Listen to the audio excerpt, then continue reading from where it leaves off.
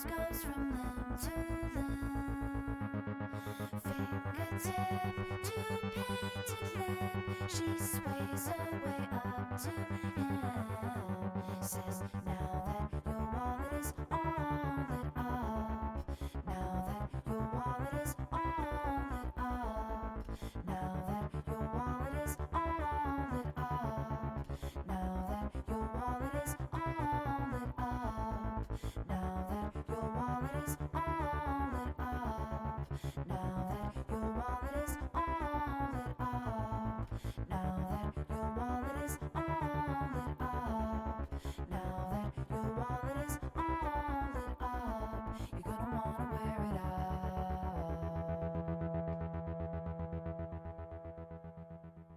If you're looking for something lifelike, hit a sardine nightclub. If every surface you touch is cold, never go home. He says, I can't feel a thing, my dreams are so tight. Why wouldn't I stand in line tonight? Pay this car to drive to work to pay for this car. Buy this car to drive to work to work.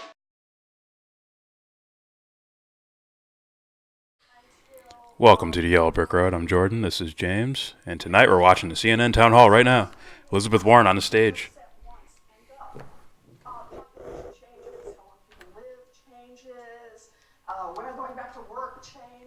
Hopefully YouTube doesn't flag us for the audio. It's so ridiculous that they can do that. Your audio, you could record it and sell it. I know. So what? I'm gonna hear fucking like monster logo, like you can hear it. Like, don't show that. Advertise. Like they patent somebody's voice. The Republicans just said no. That we're not going to make any more changes to Social Security. Not going to increase the revenues. Muay Thai is having an orgasm right now. Oh, is it? Nah, he told me to go live like 8 times in the chat, in the comments. Jeez. Like, Jesus, calm yourself. Out of whack. Now, the good news is we've got roughly. It's like you promised a kid. Like you're gonna go to the toy store Saturday. It's on, and then you said that on a Tuesday, and they remind you every fucking day. And then when the day comes, like, I'm tired. No! But you said, fuck you little shit. I know what I said. Except here we are. We're live. What's funny is Twitch gives 0 fucks. You could just play the whole thing there. What's that say? Hashtag jizz everywhere. That's between you and him. I know nothing of that. You tell me who he calls Pizza Boy. I wouldn't know, man. You guys seem to have a calls you. nice little laugh about it. I'm not even half Italian. The curves, they're called, so that particularly women who had lower earnings for so many years, especially in the first years, that they were working, get better support in their later years. Go ahead, read But that. at this moment, there's no political will to come together. There's no one who's willing to drive this. Why? Because Washington keeps working for those at the top. It's not working for people who are relying on Social Security. So your question was, is this something, the plan is not hard. It's political will to make it happen. I'm willing to take on that fight. It's an important fight. So thank you. Thanks for the comment. I don't know. Are you? Maybe on Social Security, but if one of your generals says, "Hey Elizabeth, we're going to war," yeah, okay.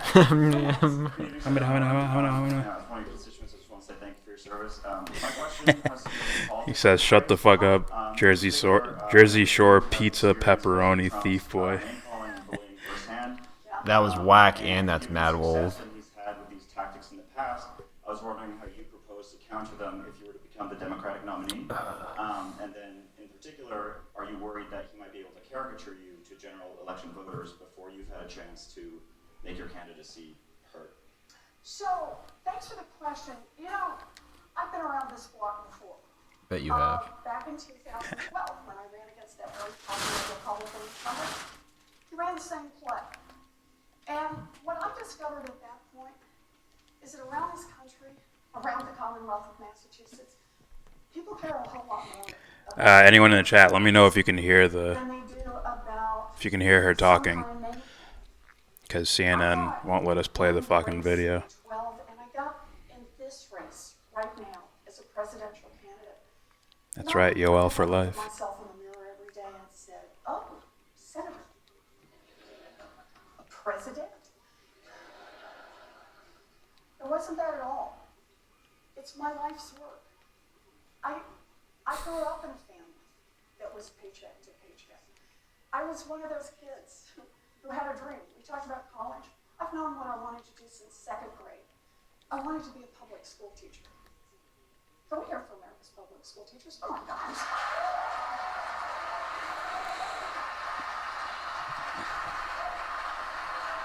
Ugh. How would you counter name calling I knew what I from wanted Trump? to do. That's the But question. There was no money in my family. And Fuck. by the time I graduated from high school, there was no money even for a college application. 57 much back less then. to send me off to 4 years of college. So I have a kind of twisted story. Ah, like some that'll Americans definitely do. get us We're not killed. all Yeah. straight line on this. And mine is that I won a scholarship. Yay! Ooh. And then at 19, I fell in love. Yay. And then I got married. Yay. And then I dropped out of school. Yay. And I took a job answering phones. And I thought that was going to be my life forever. A good life, Pyramid. but not the dream I had. And then I found a community. Guys, let me know if you can hear the audio. It cost $50 a semester. And for a price that I could pay for on a part-time waitressing job, I had a chance to get a 4-year diploma and become a special needs teacher. I have lived my dream. And that's what I believe is the best of America. When we open more doors for more people. I want to live in an America that's not just about opportunity for those born into privilege, but that's about opportunity So. for all of us. And that's what That's we Yoel do. Romero sprinting. Just those few pieces I put together. A 2-cent wealth tax Is that Kimbo would let Slice? us do universal Oh, yeah, childcare, okay. would let us do universal Check freedom, it out, would let Vinny us James do Mamma universal Mia. college, would let us knock back the student loan See, it's debt not my limit tablet, so and still have money it's up to him to click the link. I think that this is the case we've got to make against Donald Trump. We're not going to win by just saying not Donald Trump. We're not going to win by doing better name calling than he does. The way we're going to do this is we're going to get out and talk about our vision and how it affects families all across this country, how it touches people personally. And we're going to invite people, not just to vote, but to come off the sidelines and be part of this, to get engaged, to volunteer, to kick in $5, to go to ElizabethWarren.com and sign up. But it's every piece of this. Fuck, you're Because such a... what's at stake She's a little dorky. is not only A little? our economic future, The free. Alright. it is also our democracy. And I'm in this fight all the way. I think we make that case. I think the American people are with us. We're going to have more with Senator Elizabeth Warren of CNN Special Democratic President. Oh. I don't know, man. Alright, so we sort of missed most of our platform thing. Yeah. We got one question on Social Security. I want to hear how other policies will affect the Social Security to where it's like, oh, okay. Mm-hmm. Or if you go full on UBI direction, maybe we won't need such a thing. Maybe there can be like a retirement dividend or something. I don't know. What I want to know is why doesn't she talk about that? Like, hey, how come you're not for this thing over here? Well,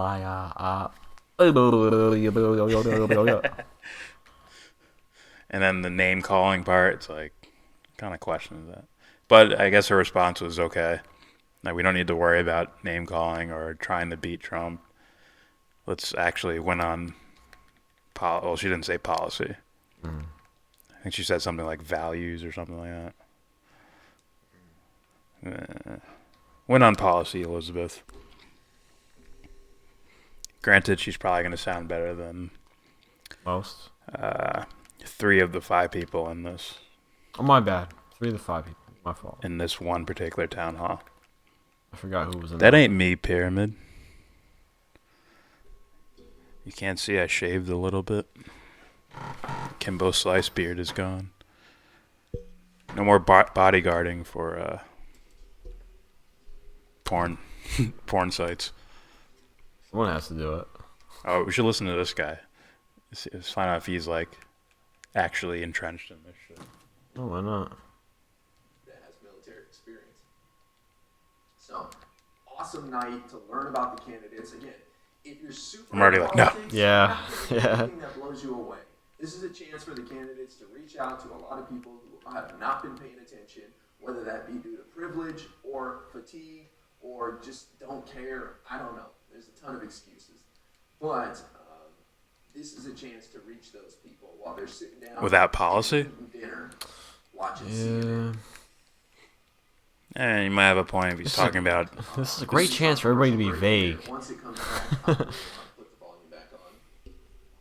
I'm gonna also. I want people to be disingenuous and not get their points across. He's pushing me around down there. All 20 pounds of him demanding his. Pyramid's on his cell phone. Oh, is he? What's going on? Says, by the way, my wife worked for Social Security. What do you mean, work for like Shout out to my friend Lord the government branch or something? Mm-hmm. Or Maybe. did she work to get Social Security? I don't know. I'm fairly ignorant. Up there in Canada, we appreciate him hanging out and supporting. Yeah, I'm turning this off. This is Fucking Twitch lets you do whatever you want. Gives zero I fucks. think. They basically, I've seen guys just play entire albums. Really? What's his name? DJ Academics. Oh, that. He played an entire Drake album. Granted, they got erased the next day, but They probably did. Okay, like that's enough. you got to play it. You People, read. people Nah, got to hear it. it's live for that one night, and then Oh. the next day it's gone. They fucking, he's fucking playing it. He's rewinding it. It's like, did you hear that part? Rewind. That's funny. How you not copyrighted right now? Probably some sort of under the table deal. Pyramid says, yes, she's a federal employee. That's what's up, man. Working for the government in black helicopters. All right, they're back.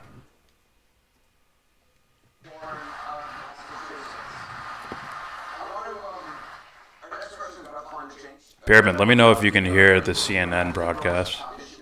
Much appreciated. Youth poll, which was released today. This is Tyler Pierce, a freshman at University of New Hampshire. He's studying biomedical science, which I'm not even sure what that means. Because I'm dumb. He works as a Yeah, you are dumb. for the New Hampshire Democratic Party for 2018 midterms. Hi, Senator. How are you? I'm good. How about you? Good. So my question is, what will you do to Hi, Mom. climate change in a world that's rapidly become increasingly more dangerous? All right. All right, climate change question. The existential question right now. As I said, I was just out in 3 different states facing climate, the effects of climate change in different ways, but all of them potentially devastating. I have an 8-year-old grandson, and I think about what the world is going to be like when he's 38. Will it be a place where our cities are underwater part of the time? Will it be a place where the Midwest has burned up, where we've lost some of our great forests? Will it be a place where the oceans, large parts of the oceans, are dead? Will it be a place where people around the world are just fighting for clean water? We're running out of time to make change. We must make change, and we must make it. Oh, that's something I gotta show you. So, I gotta show you here's how I see this. the whole climate thing. I am a strong supporter of the Green New Deal. And I want to tell you why. There are 2 principal reasons for that. The first reason that I'm a strong supporter is it is a way to say urgency.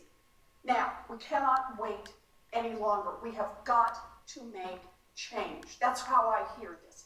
The second part about Green New Deal right now You can is it tell calls Pocahontas for is a watching. huge investment in our infrastructure.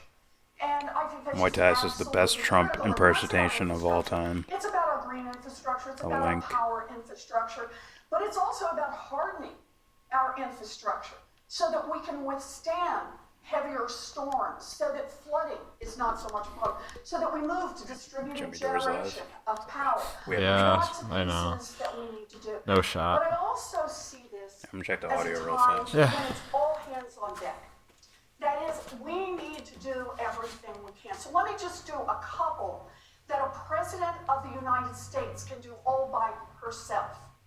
And that is Herself. part one. Uh-huh. I just put out a plan. On the first day of my administration, I will put in place a moratorium, no new drilling, no new mining on any federal lands, period.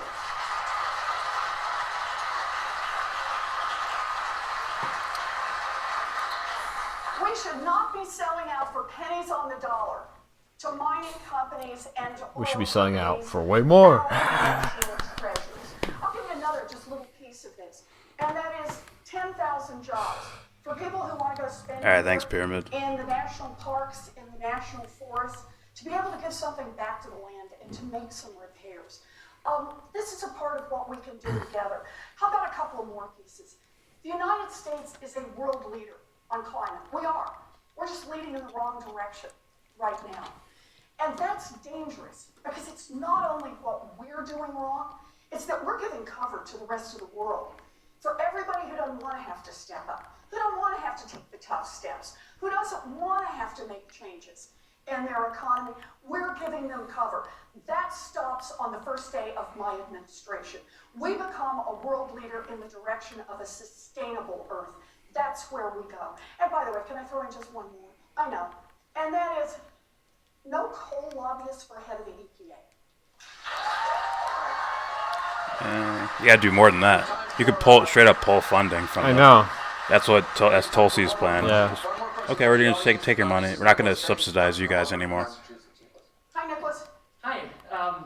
As a Democrat who has a lot of respect and admiration for President Obama, but who also knows that, like every president, he had his shortcomings, what do you think is the biggest philosophical difference between the way you would approach your job as president and the way that President Obama approached his job? I want to hear this. No, I'm going to take this in just a little bit different direction if I can. No, I'm going to get here. Aw. So, I spent, as I've told all of you, really my whole life's work about what's happening to working families. And starting in the early 2000s, the crisis was coming. I was waving my arms, ringing the bell, doing everything I could. I said families are getting cheated all over this country. It started when the mortgage companies targeted communities of color. They targeted seniors. They targeted Latinos. They came in and sold the worst possible mortgages and stripped wealth out of those communities and then took those products across the nation. I went everywhere I could. I talked to I'll get the comments, guys. Don't worry about it. Listen, a crisis is coming. And I'll just say, nobody wanted to hear it. Really, basically, what happened in Washington, nobody could hear it. I learned. If your ears are stuffed with money, it's hard to hear. So, the crisis hit in 2007, 2008, and just took us down. The big question becomes, so what are you going to do going forward? And a lot of folks thought what we should do is we should just take care of the big financial institutions. My view was we got to put a cop on the beat to make sure that this never happens to working families again. So the idea I had, a Consumer Financial Protection Bureau, I said, I'm going to get in this fight. As a college professor, I have no political sway, but I'm going to get in this fight and I'm going to fight for it. And here was the deal. People told me two things. Answer the fucking Great question. idea. Yeah. Don't even try. And the reason not to try is there is no way on God's green earth you will ever get this passed. Because the giant financial institutions will fight you every inch of the way. We gotta wrap it up. All right, so here's what happened. I got in the fight. President Obama signed it into law. And he was the one who stood there when everyone House said in his administration, no. throw that agency under the bus. And he said, no, I'm not going to let this crisis pass and not come away with a consumer agency that makes sure that families never get cheated again. I will always be grateful to the president for that. What the? That was not an answer. Oh my, no. See, like I had maybe a little bit of like, maybe it's conditioning, but like a soft spot for like her. She looks like a mom. Now it's like, go to fucking hell. Get out. Get the fuck out of here. Get See, out. Don't fucking come back. Elizabeth Warren is someone who sounds okay on policy, but she I don't Wow. know, she dick rides the established guys in her own party too much. She just said that about Obama. Like, what was your biggest difference with Obama? She didn't really say one, did she? Philosophically. Yeah, she didn't really have one. And she also No, I'm gonna get to it. That's what she fucking said. she also campaigned for Clinton before it was like quote unquote necessary.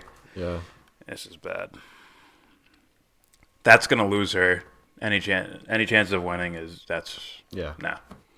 That screwed her over right there. You had a chance. You could have really rose your star level right there. But she's trying to get the establishment Democratic vote. I don't mean from the establishment, but the guys who strictly listen to the establishment voices. That's who she's going after for her base. Yeah. And that's a sinking ship to me. All right. Muay Thai says in 30 years time, they're gonna be dudes thinking they're women in kangaroos or some dirt hopping around like a kangaroo with fake titties. What the freak? Pyramid 7, politicians, I tell you. So from an old guy to you guys, best advice: save, stay out of all debt. I agree with that. I followed that advice. But it's still, these guys should be forgiving the student. Like, don't you want the most productive people possible? It's like debt school. It's like, yep, I'm out of that. I'm guessing there's politicians that believe, like, well, if we put a gun to their back, they'll work harder. You know, society will be more protective. So keep that debt bearing on the back of their fucking neck. Yeah. Not surprised by that. Muay Thai. Oh, he's talking to Pyramid. Pyramid 7. I'd like for my student loan debts to disappear. I quit 2 weeks in anyway. Yeah. There's people like that. Who don't go to school for that long, and they got to pay for whatever semester they're in. Yeah, it's ridiculous. Not to mention all the books they had to get there. Oh, yeah, it's a fucking scam, son. Pyramid says after we reach a mill. Muay Thai. I'm in my last year in Ireland. You can go to college and not have that happen to you. Well, our colleges are businesses. They're not really educational institutions. They're businesses. I can tell you what happened to me. It was fucking awful. They wouldn't take half of the fucking athletes that are playing at these schools, whose coaches are doing their tests for them and shit.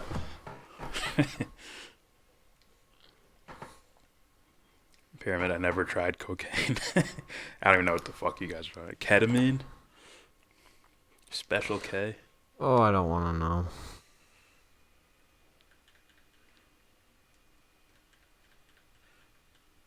Yeah, they're talking about drugs.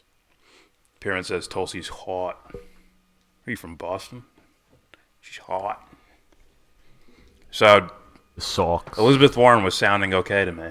And then that question happened. Well, that question happened, basically. And her answer was terrible. I just heard her speak one day, and I'm like, oh, that's enough. Do you have any mistakes that Obama did? Yeah. I sort of created this bill, and he stood by my side. Wait, what? There's plenty of mistakes there. That was your mistake, that he stood by your side or something like that. That's a compliment.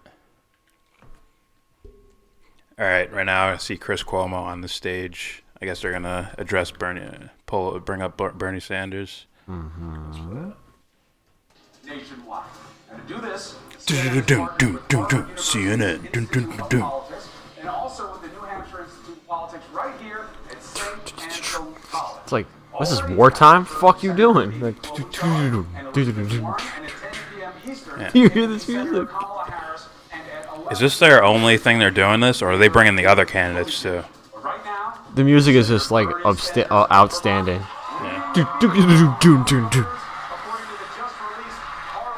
Time for war.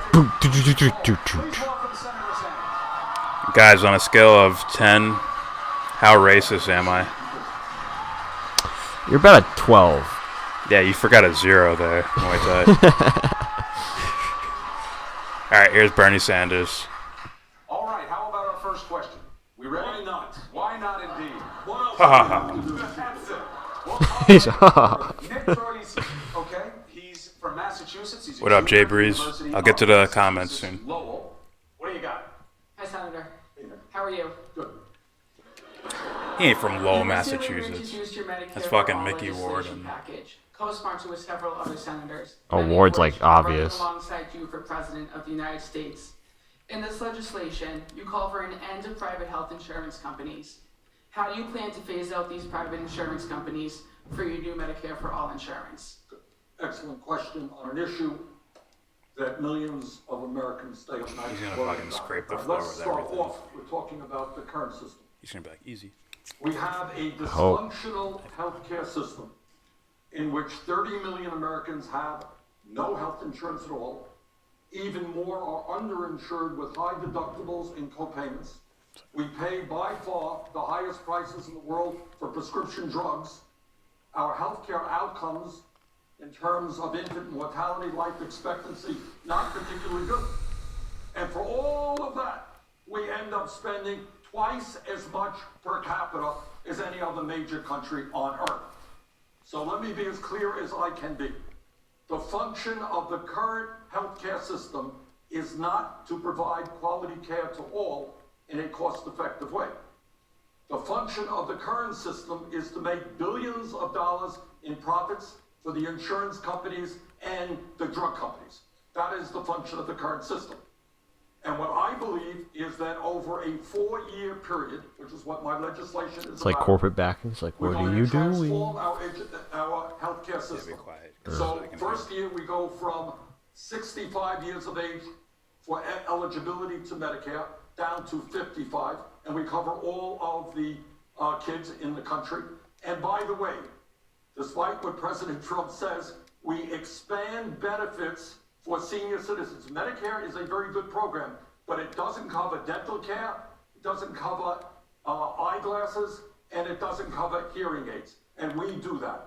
Bottom line is, I happen to believe from the bottom of my heart, and I've believed this for my whole adult life, that healthcare is a human right, not a privilege, and the best way to go forward, in my view, is through a Medicare for All single-payer program. All right, next question. Kamala Harris has to follow this, by the way, Yeah, just she's saying that. fucked. Studying mathematics from Chapel Hill. So that's Bernie's bread and butter, so we're not really. Sanders, you have said that you believe that people with felony records should be allowed to vote while in prison. Does this mean that you would support enfranchising people like the Boston Marathon bomber, a convicted terrorist and murderer? Do you think that those convicted of sexual assault should have the opportunity to vote for politicians who could They're have a going direct after this. impact on women's rights? Okay, thank you for the question. He's like, oh, fuck. Nah, he's like, And let me just say this. What our campaign is about, what I believe, is creating a vibrant democracy. Today, as you may know, we have one of the lowest voter turnouts in any major country on earth. It's like, I want to he's see like, us fuck you. have one of the highest voter turnouts. And by the way, what we're seeing is more young people getting involved in the political process, but not enough. And in my view, if young people voted at the same percentage that older people voted in this country, we would transform this nation. But to get to your point, we live in a moment where cowardly Republican governors are trying to suppress the vote. And in fact, right here, as you may know, in New Hampshire, the legislature and the governor are working hard to make it more difficult for young people to vote. And to me, that is an incredibly undemocratic, un-American process. And I say to those people, by the way, if you don't have the guts to participate in free and fair elections, you should get another job and get out of politics. All right, so we gotta. So here is, and to answer your question, as it happens in my own state of Vermont, from the very first days of our state's history, what our Constitution says is that everybody can vote. That is true. So people in jail can vote. Now here is my view. If somebody commits a serious crime, sexual assault, murder, Just say they're violent. going to be punished. They may be in jail for 10 years, 20 years, 50 years, their whole lives. That's what happens when you commit a serious crime. But I think the right to vote is inherent to our democracy. Yes, even for terrible people. Because once you start chipping away, you say, well, that guy committed a terrible crime. Not going to let him vote. Or that person did that, not going to let that person vote. You're running down a slippery slope. So I believe that people who commit crimes, they pay the price. When they get out of jail, I believe they certainly should have the right to vote. But I do believe that even if they are in jail, they're paying their price to society, but that should not take away their inherent American right to participate in our democracy. I like that answer. For the answer. I thought he was going Question to goes to this being evade the right question the almost. opposition had against you by saying you think the Boston Marathon bomber should vote not after he pays his debt to They're going to kill him for while this, by the way. he's The in mainstream jail. news is going to kill him Sure for this. about that. Well, Chris, I think I have written many 30-second opposition ads throughout my life. This will be just another one. But I do believe, look, now this is what I believe. You believe in democracy. You believe that every single American 18 years of age or older who's an American citizen has the right to vote. Once you start chipping away at that, believe me, that's what our Republican governors all over this country are doing. They come up with all kinds of excuses. Like people of color, young people, poor people can't vote. And I will do everything I can to resist it. This is a democracy. We've got to expand that democracy. And I believe every single person does have the right to vote. All right. Kenya Hunter. Kenya's 2 for 2 for Bernie. Guys, I will get to the comments. I'm just trying not to talk over the audio because YouTube is a bunch of bitches. Hi, Senator, how are you? Your views on reparations have sort of surprised me, especially since one of the messages of your campaign is closing the wealth gap. For Black people, the wealth gap stems from the aftermath of slavery, like legal segregation and discrimination. If reparations are not part of your plan to end the wealth gap for Black people, what is? Good question. Let me say this. What I have said is there is legislation, as you know, in the House, Sheila Jackson Lee introduced it. I have said that if the House and the Senate pass it, I will sign it. And that will call for a study of the implications of reparations. And I think what Kenya is saying is what we all know to be true. Today in America, in the midst of massive income and wealth disparity, we have another level of disparity between Black and white.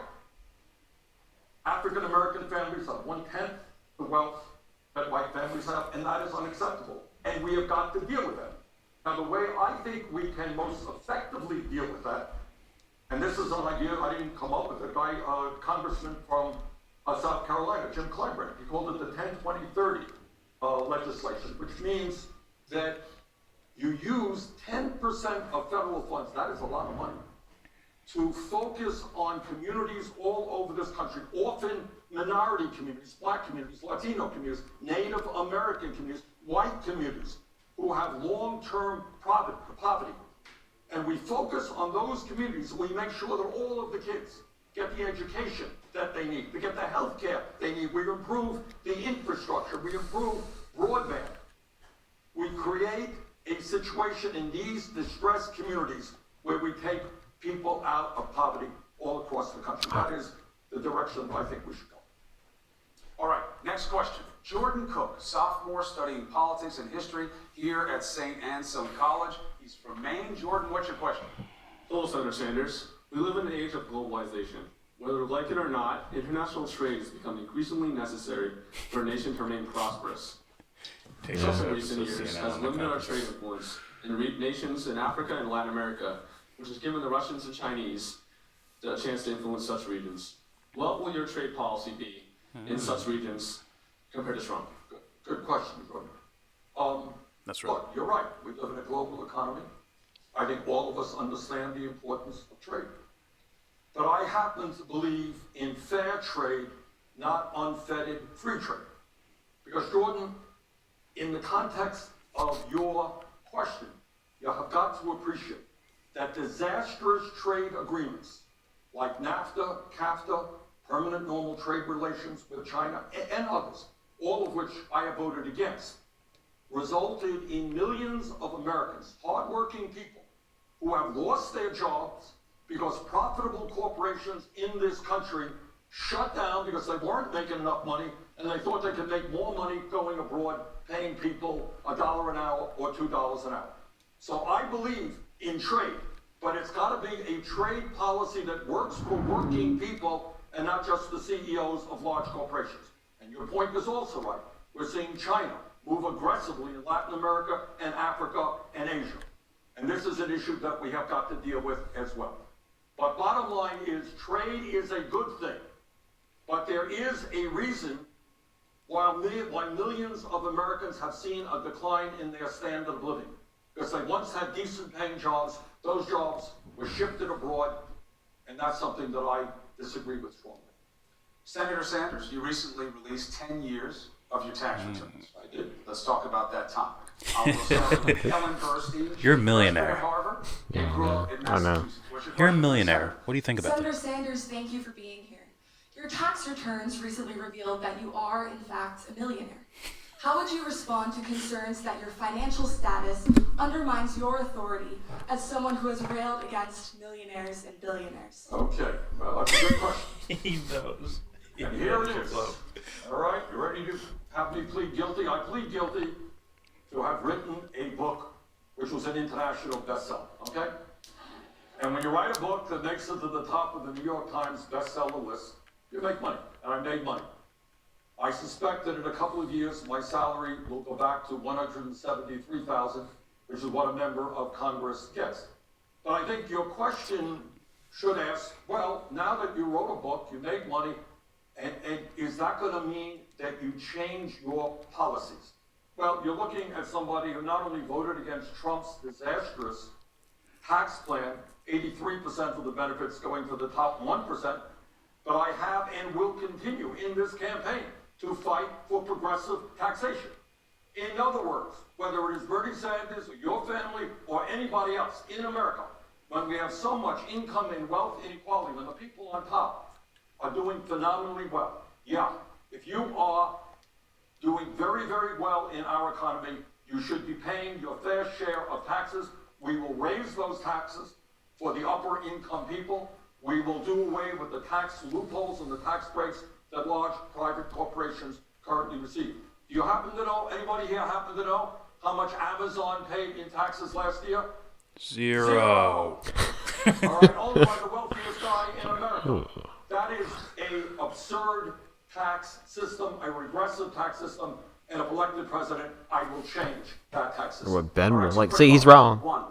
You said you expect your salary to go back down to 100. Unless I write another bestseller, I don't know. Or, who makes more than that? What does the President of the United States make? You're right. What does he make? I don't know. 400. So you saying that you're not going to win? No, I'm not saying that. All right. Well, I just want to be clear. Unless you get shot. Oops. I don't think anyone seriously believes that because I wrote a best-selling book, it changed money, that I changed my views, and you now hear me saying, gee, maybe we want to give tax breaks to millionaires. I don't think you've heard me say that. One more on this, though. So you made a lot more money than you did the year before because of the book. Charitable donations, when we look at your taxes, went up, but they didn't go up proportionally. I'm not coming after you about what you gave in your donations. My question is this. Having the experience of having a lot more money and deciding what you wanted to do with it, did it give you new perspective about how people with more money feel about the government or someone like you forcing policies that demand them to give amounts as opposed to what they want to As give? a matter of fact, if you read those tax returns, you will find that I think people have said it. We were not aggressive. We didn't go to accountants and figure out how we could possibly pay the lowest amount of taxes. We probably paid more than we should have. But let me just say this. You raised an interesting question. Because I grew up in a family that was a working class family. I lived in a rent-controlled 3.5-room apartment in Brooklyn, New York. And every single day of my life, I knew what paycheck-to-paycheck life was about. I knew what tension was about in a family. And I will tell you the difference now. You know what? When I was a kid, my family had to worry about how they're going to pay this bill or how they're going to pay that bill. I don't have to worry about that now. That stress is off my family, and that is a great relief. And I have spent my entire life, and hopefully will conclude my political life in the White House, trying to make sure that every person in this country does not have to deal with the stress of whether they can afford to pay the electric bill, whether they're going to have health care, whether they can send their kids to child care. So that is the difference that I've learned. You know what? It's great not to have to worry about whether your electricity or your phone bill is going to be shut off. And I want every person in this country, the wealthiest country in the history of the world, to be able to live in that kind of way. Next question. Gabriel Cedarberg, sophomore at Bernie's nailing every question so far, even the one he surprised me on, which was the voting one. What is one thing that you have changed your mind about recently? Nothing. I've been consistent for. Nah, just kidding. I think I am paying Support for Hillary? more attention right now to foreign policy. Okay, and I think I was rightfully criticized the last time I ran it. I didn't pay as much attention as I might. And I think, you know, the economic issues, whether or not people have health care, whether they have decent paying jobs, whether we deal with climate change, are enormously important. But you know what? We got to look at the United States' role in the world as well.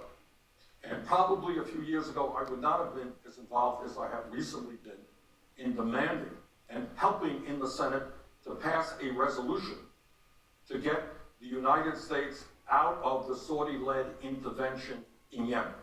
Something which I think, We knew that already. for More. the first time in 45 years under the War Powers Act, it has been successfully used. We did it in the Senate, we did it in the House. Sadly, tragically, Trump vetoed it. But to answer your question, I think a little bit more about foreign policy issues than I previously did. All right, good place to stop for our first round of questioning. We're going to take a quick break. Please come back. We have a lot more of CNN's special Democratic. All right.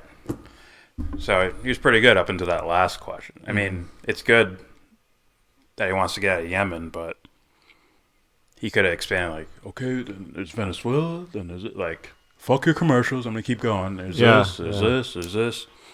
All right. Jay Breeze says, if you become a petroleum engineer, you can pay your debt back. All you have to do is sell your soul to Saudi Arabia. Jeez. Kendra Heidkamp Young, Wisconsin loves you, Bernie. Damn, Bernie got peeps out in Wisconsin, son. Hopefully they're not team players. Are you near Fargo? Muay Thai nearly finished college with no debt and a healthy savings and amazing quads and calves. Yeah, workout. Muay Thai, Katie Hopkins and Donald Trump for life. Who's Katie Hopkins? I don't know. Toasted. Giggity. Soy boy. Didn't say you were a soy boy. We're not offended. And we've been called that before. Yeah. Toast Usually they run away. Toast is such a nice guy. He always apologizes when he shits on our entire existence. I'm joking, Toast. He's like, fuck you guys. Sorry. Muay Thai calls him a soy boy. Toast said, people in jail don't have any rights, so why should they have the right to vote? Because you're trying to look for the highest possible ideal. You're also trying to get them back into society, have to play some role in society, right? Mm. You're going to just make them monsters. Say, we're going to isolate you over here. Here's concrete walls. Stay in there. You have no voice. Your world is that jail. Yeah. You don't get to see anything outside of here. Like, that's inhumane to me. Did you guys ever watch I like Oz? Bernie's answers. Guys, we're going to try something. If you have something to say to us, do what Toasted is doing and put the Yellow Brick Road, because there's going to be so many comments. You should just put, like, copy and paste that and just keep putting it in, like, the chat every, like, 5 minutes. Yeah. Also, donate to Devon's Journey to Recovery. That's not money for us. That's for one of our subscribers and his wife who had medical issues, and it'd be much appreciated if you donated. Devon's Journey to Recovery. Link down there in the description box. Talking about Muay Thai. I'm not going to say that on air. Well, let me see. I'll show you in a second. One. Tosa says, "Why should I pay reparations? I didn't make those people slaves." Yeah, you should tell that to the. They look like a young black chick. Yeah. Like maybe high school or college. Mm-hmm. Yeah, tell her that. I don't believe in reparations, but I like Bernie's answers, which was, we're trying to make sure no one has to deal with not having the lights on. Yeah, I know. Not having health care, things like that. Once again, Muay Thai with the vulgar comments. Mm-hmm. We'll read that privately. Jay Breeze, it all sounds like lies and deceit. Republicans and Democrats pretending like they are not working together behind the scenes. Free Assange. Yeah. I mean, the Bernies and the Tulsis and the like a new guy like Andrew Yang, like you're hoping they're not establishment. Usually I'd say Elizabeth Warren, but after I heard that Obama critique, which wasn't a critique, it was a silent clap for Obama. After I heard that, I don't say her name so much. Like, he has so many mistakes you could have pointed out that would have bolstered you up. All right. Muay Thai, stop being aggressive with me. Hugs, not drugs. Tosa does what he wants. All right, we're coming back here. Tosa does what he wants. Right now, we're talking with Senator Bernie Sanders. All right, real quick, Jay Breeze. They're all corporate whores. The more they talk about minorities being poor, taxing the rich, the less I trust them. Hillary Clinton has ruined my faith in politicians. I understand being cynical. Any other human being in this country had done what's documented in the Mueller report. Dylan MC, do you think socialism is the way to go? I think the best ideas is the way to go. What I agree. That could be any.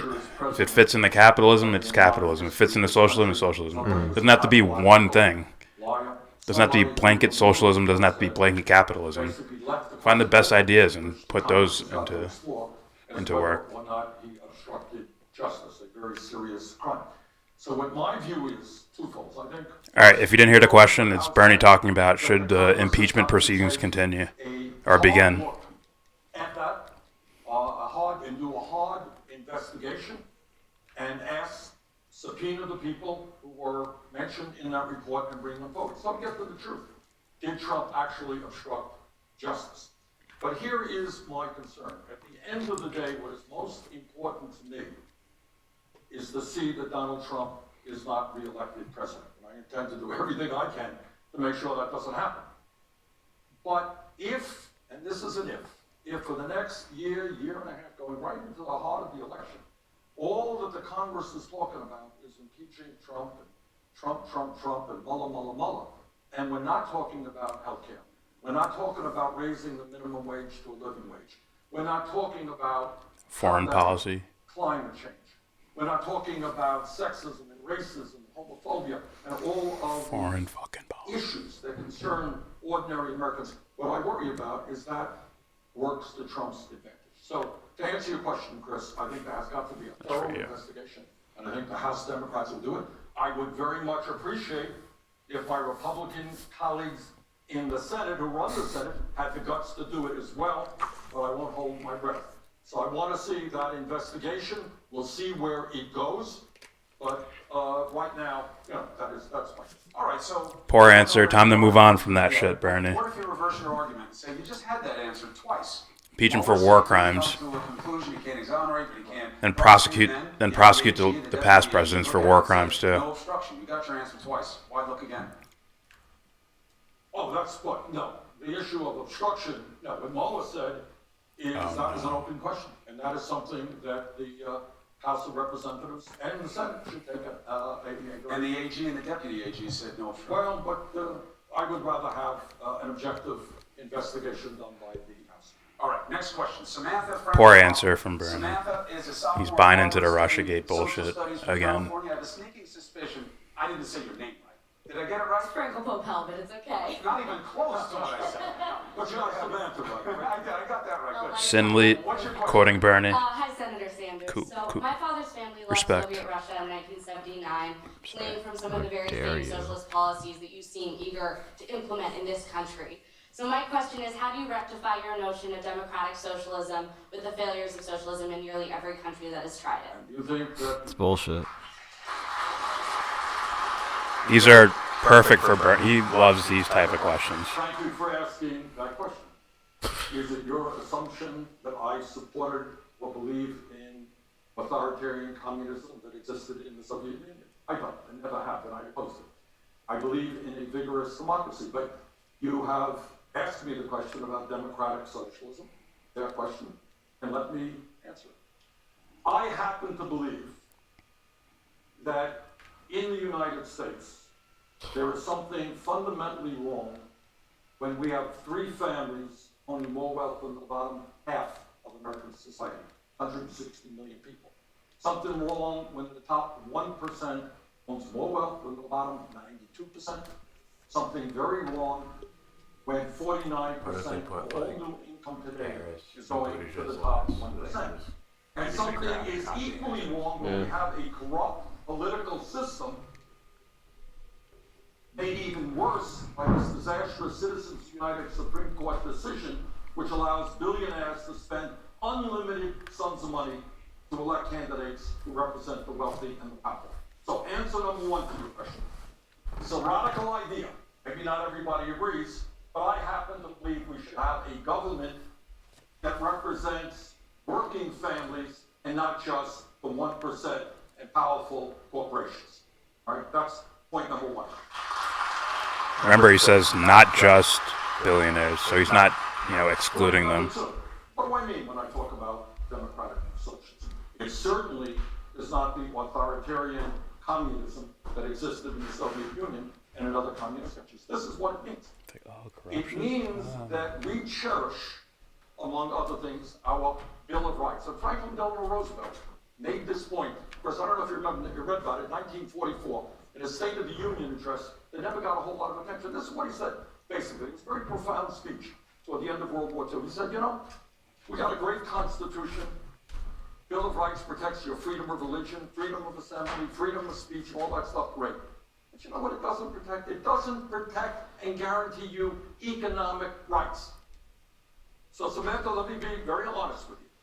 I believe that in a democratic, civilized society, health care is a human right. Government should make that happen.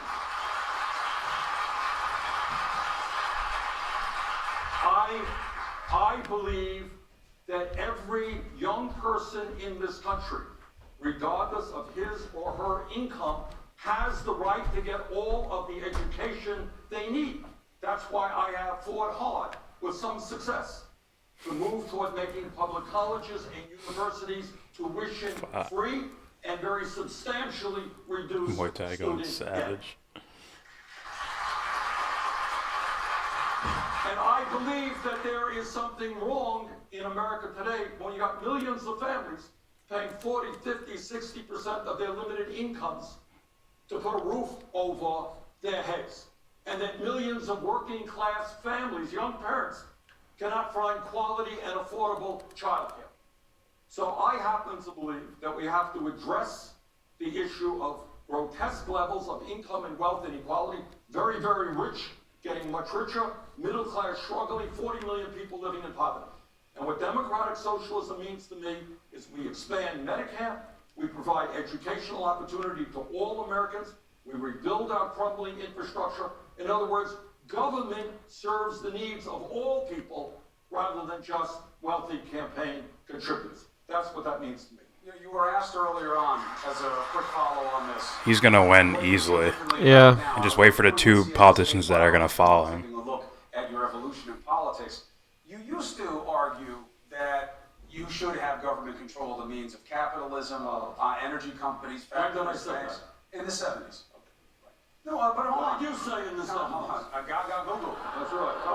What I'm saying is that you've changed. Well, wait a minute. First thought, he hears me criticizing media all the time. He gets nervous about it, right? One of many things that makes me nervous. All right. I was the mayor of a city for 8 years. Did I nationalize any of the industry in the city of Burlington, Vermont? I don't think so. Congressman for 16 years. Look, I said what I said. And that is, I want to live in a nation in which all people in the wealthiest nation in the history of the world can have a decent standard of living. I'm not talking about everybody owning a big fancy house or a Cadillac or anything like that. But I think we can do what other nations in the world are already doing. He is old. I He mean, said the idea is Cadillac. Yeah. No, Cadillacs are awesome. That's so radical. Not that Healthcare, extreme luxury car. No. healthcare as a right exists. He is old. Yeah, I get Bugatti or it. something. Yeah. Fucking Does Rolls anyone here know Rolls how much Royce. it costs to go to college in Germany? Anyone know? Yeah, it's free. I once was giving a speech, Chris, and I said that in Finland, college is free, and some guy jumped up. Change my name to Hans. It's not free. I said, Yes. oh, he said, yeah, they pay us to go. Free college for everyone. So these ideas Just had to hit that. economic rights I to say working free. people rather than seeing in New Hampshire and in Vermont and all over this country, people working 2 or 3 jobs, for $8 or $9 an hour, living under great stress, not having time for their kids, marriages dissolving as a result. Yeah, that's what I believe. I believe in a nation in which we guarantee fundamental economic rights, basic necessities of life to all of our people. All right, you said that you've also been thinking more recently about foreign policy, so let's get a question on that.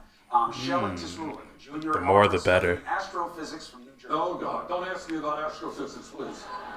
I won't, I promise. What's the square root of this apartment? You've been an outspoken critic of Israeli Prime Minister Benjamin Netanyahu, yet Israel is also one of America's most important allies in the world.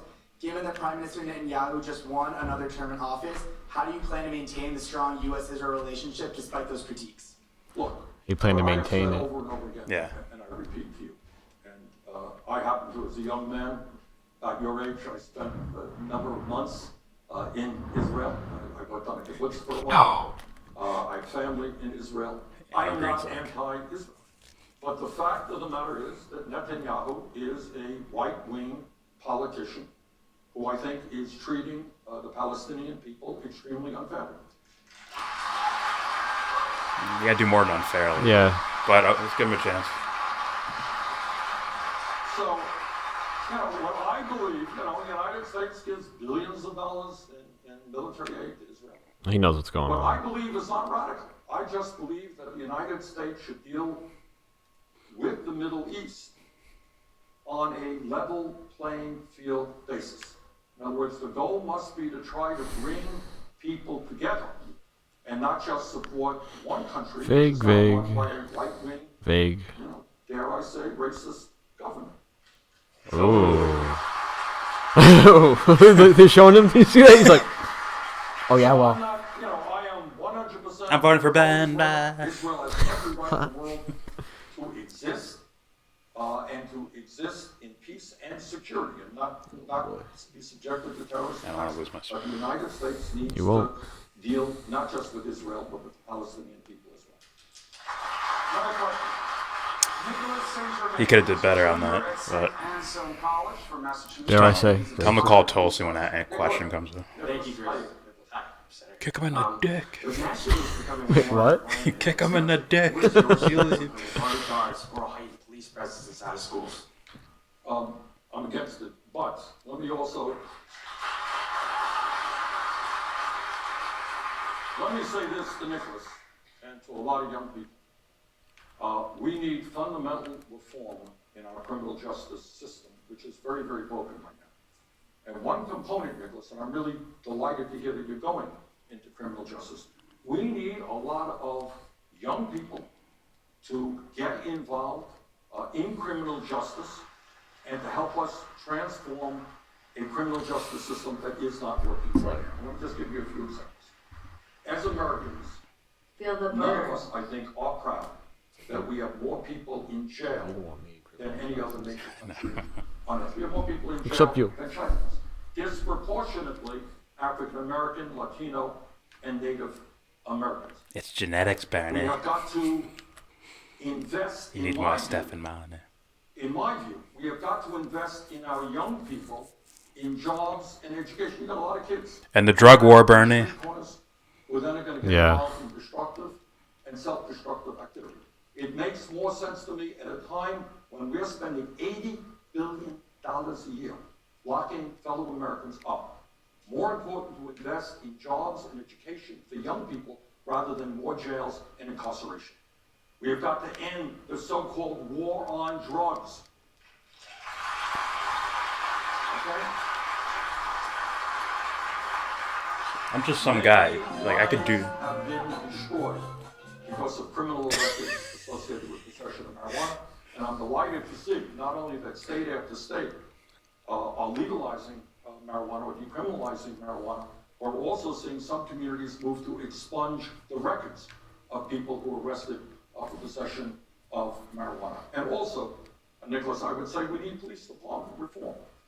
And what that means is, you know, we have a lot of departments that spend more time on teaching the officers how to shoot a gun and less time on teaching the officers how to break up disturbances in a non-lethal way. So you need training for police officers. Being a cop is an enormously important job. It is an enormously difficult job. And most police officers, to my mind, I was a mayor for 8 years, they are trying hard, they're trying to do the right thing under very difficult circumstances. But one of the points that we should make, and as president, I will help lead that effort, is that lethal force, the use of a weapon that kills somebody, should be the last response, not, as is too often the case, the first response. All right, let's bring in Georgia Dumars. Georgia's a sophomore here at St. Anselm College studying environmental science from Pennsylvania. Georgia. Hi, Senator. Hey, Georgia. Given the current political climate in this nation that is so polarized, what will you do as president to reach across the aisle to compromise with the GOP? Well, I have done that throughout my political career. In fact, it may surprise some people that there were some years when I was in the U.S. House of Representatives that I passed more amendments in a given year than any other congressman, precisely because I reached across the aisle and found common ground with Republicans who agreed with me on a particular issue. And I mentioned a moment ago that I was very proud to have helped pass a resolution in the Senate to get the United States out of the war in Yemen. And the co-sponsor, the guy I worked with very closely, was a very conservative Republican from Utah named Mike Lee. And I think that if there is good leadership in the White House, it turns out that there is a lot more commonality of interests than the media often portrays. And I think we can bring people together on that. For example, whether you're a Republican or a Democrat or an independent, you know there is something wrong when our infrastructure is crumbling, our roads and our bridges, our water systems, our wastewater plants. And I believe that I can bring Republicans and Democrats together to say, you know what? If we rebuild our crumbling infrastructure, we make sure that every American family has clean drinking water and people's cars don't get destroyed when they go through a pothole, I think we can have Republican support for a sensible infrastructure program. I'll give you another example. This country, and I think everybody understands it. It's like, don't appeal to them. Appeal to the fucking constituents. Appeal to the actual people. Say, pass the healthcare bill or get the fuck out. Appeal to the people doing it. And yet 1 in 5 Americans can't afford the medicine they need. They are incredibly greedy entity. I think there are a number of Republicans who know that. And I think we can work together, and we have some very specific ideas to do that, to cut prescription drug costs in this country in half so that the American people are not paying any more than people around the world are paying. All right, let's hold it right there. Let's take a break. When we come back, we have more. Dear God. Good God. So far, the Russia thing and the Israel question are two that I think he struggled with. Yeah. Muay Thai. Yellow Brick Road. Oh, ask Jersey Pizza Guy how much have I triggered him. Are you triggered? Nope. He's not triggered, he says. Sinleet. Quoting Bernie, no one working 40 hours a week should have to scrape resin just to get high. Oh, scrape resin just to get high. Muay Thai, if you work 40 hours a week, your wife should be obligated to do anal. Jesus Christ. We get some sick freak weirdos in our comments. I don't know how. Sinley, happy birthday, Lennon. All right. Jay Bree says, I don't want to be a bummer, but I feel like what he says he stands for is righteous, bringing poor people out of poverty. So if he was as righteous as his cause, how could he enjoy millions of dollars? Well, what he's saying is that he supports his own tax policy. I may not agree with it, but as far as for him, his own tax policy, he's saying if I'm a millionaire, you should tax me according to my tax plan. So it's fair for the other people. Mm-hmm. So I don't think he's being a hypocrite too much on that. Muay Thai says, "Pizza Soy Boy, I got you triggered, bro. I can see it in your in your face. I love it. Hashtag feed the monster." Someone's got a crush on you, man. I know. I can kind of tell this dude's a dork. Jay Breeze, when people are suffering, it doesn't seem right to me, especially when his answer to being a millionaire was, yeah, I made a bunch of money. I mean, but he's still standing by his own tax plan. So if he was a millionaire, he'd have to go with his own tax plan. It's not hypocritical if he's going about it that way. Sin Lee says he's still probably the poorest politician by far. And you don't need to play relativity games here. It should be about helping the poorest people, and then whoever's next to them, and then whoever's next to them. Yeah. Always do that. I don't care, like, if some guy makes $100 billion a year, if he gets to keep all his money, but the poor people are taken care of, like, fine. I don't care how many fucking Mercedes-Benz you have. Mm-hmm. As long as this guy's not sleeping outside. Jay Breeze, dude, I want someone to live in a hut on a mountain, then I'll believe them when they talk about other people's well-being. That's possible. I mean, I don't think you need that. Yeah, I think all you need to do is like have empathy. You'd have and to. That's it. You have to find a way to really see their intentions, because they could live on that mountain as a ploy. Like, I'll get voted in if I do this. Yeah. Or people will believe me. Sin Lee. Shit. Sin Lee, a few million isn't much when you're going up against multi-billionaire Trump, or when you're seeking policy change against trillionaire Bezos, Musk, Koch brothers, etc. Yeah, but I wouldn't play the relativity game there. Jay Breeze, that's a good point, but still, man, it's so goddamn hypocritical. It can be. It can be. If he's like, I want this tax plan for all the millionaires except for me, then it'd be glaringly hypocritical. But otherwise, if he wants that tax plan to be affecting him as well, it is what it is. Fuck. All right. What do you have? Senator Sanders, your plan for free college appeals to many students here. Sanders. One of the methods you propose for funding this initiative would be through raising taxes on the wealthy. Because people with a college education tend to have higher incomes, this plan potentially hurt us. I don't think so. Ex-Prophet says Bernie 2020, feel the burn, haters. Is justice. Stop being a fan. Economic justice, social justice, racial Jay Breeze, justice, fall for the wizardry. Somebody's been watching Owen Benjamin. It's like that guy might not even really know Owen Benjamin. Like, I don't think you really know what wizardry is, you know?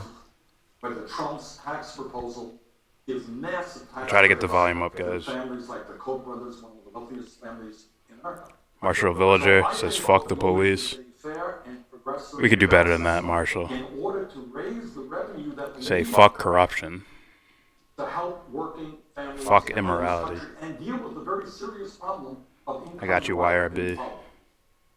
So I have no apologies to make in saying that we are going to do our best to end the tax havens that exist in the Cayman Islands, Bermuda, and other countries, where corporations and wealthy individuals around the world, not just from America, stash trillions of dollars.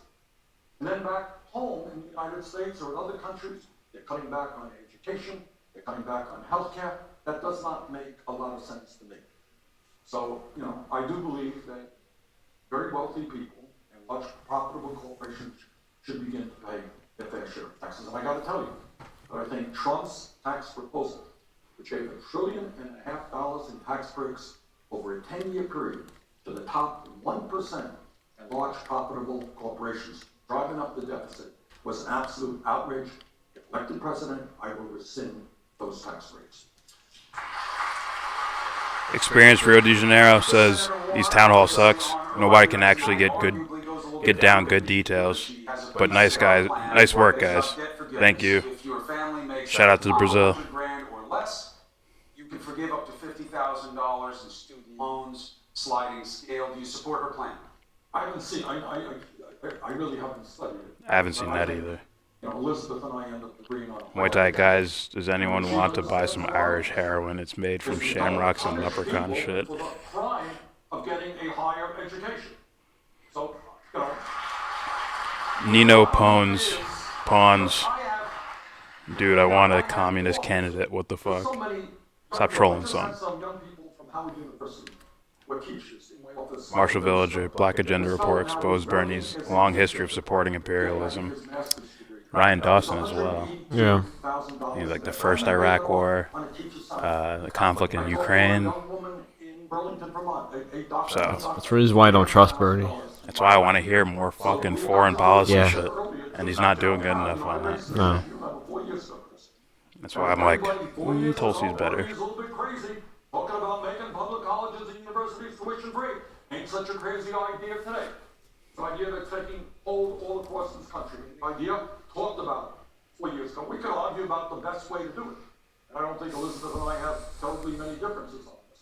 But the bottom line is, people should not have to forego getting married, forego having kids, forego having a car for the crime of getting a college education. And we will deal with that in a very, very significant way. And then people say, well, how are you going to pay for that? So gets back to the question that the young man asked a moment ago. Yeah. When Wall Street was bailed out by Congress to the tune of at least $1 trillion, don't tell me we don't have enough money in this country to substantially reduce student debt. YRB, I can't play the audio through OBS because CNN will flag this, so it's the best we can do. Hi, Senator Sanders. The Green New Deal has really energized the Democratic Party recently. And while I completely agree that climate change needs to be one of our top priorities, it's my perfectly concern with fine. the Green New Deal has been its lack of specificity and detailed policies in regards to how we will actually become carbon neutral. Perfect, yeah. So what are some specific okay. reforms that you have, and how will you ensure that feasible support is given to workers within carbon-heavy industries that will be most impacted to ease that transition? Just one day. Just one day. For a corner office. Just one day. That's all I need. Look, I can. here's what you know. This is where I can bring her over to the I gotta tell you to the side of that a number of years ago, I introduced the most sweeping legislation to combat climate change in the history of the Senate. Here's where we are. You know this. The scientists who know the issue the best, some months ago, made it clear that if we do not significantly transform our energy system away from fossil fuel, energy efficiency, and sustainable energies, this planet and our country will suffer irreparable damage. So to me, the issue of moving very aggressively on climate change is a moral issue, because it speaks to whether or not we are going to leave this country and our planet, and I've got 7 grandchildren, including 3 here in New Hampshire, in a way that is healthy and habitable. And if we do not act aggressively, it will be a disaster, in my view, for the entire planet and the United States. All right, answer your question. What does People that mean? fucking playing this song. It means that we have got to take on the fossil fuel industry and make it very clear that we are moving away from fossil fuel, and at the same time, not blaming those people who work in the coal industry or the gas industry or the oil industry. All they are trying to do is feed their families. And we support that.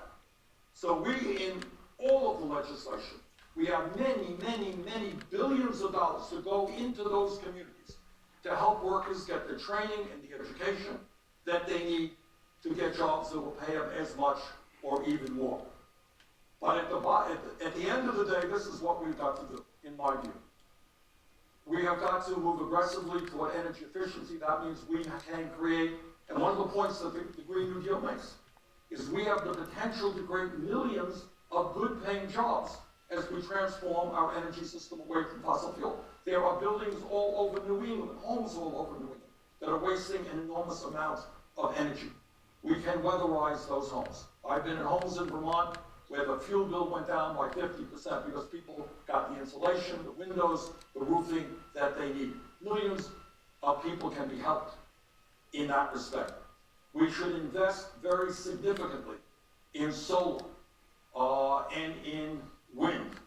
I know the president thinks that wind turbines cause cancer.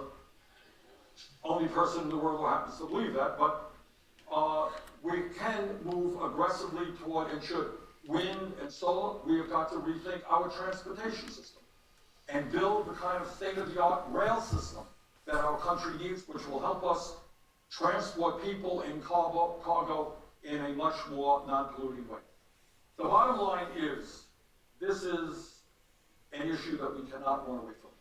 And of all my disagreements with Trump on virtually every issue, the idea that he continues to talk about climate change as a hoax or not real is so dangerous and so harmful, not only to our country and the world. The United States of America, under a Sanders presidency, will lead the world in transforming our energy system, create millions of jobs, create a less polluting society. And that is something we have no choice. That is exactly what we have to do.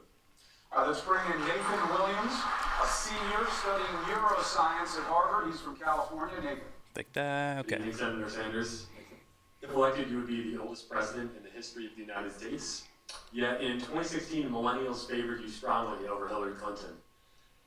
Why do you think young people have been attracted to your campaigns, and how will you ensure that our voices are represented in your administration? About policy. People are very smart, that's clear.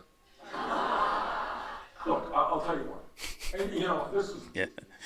When we began the 2016 campaign, anybody thought we had some diabolical... I'm not laughing at this shit. Like, I'm just like... Not true at all. It just happened because it happened. And I'll tell you why I think it happened. First of all, your generation is the most progressive generation in the history of this country.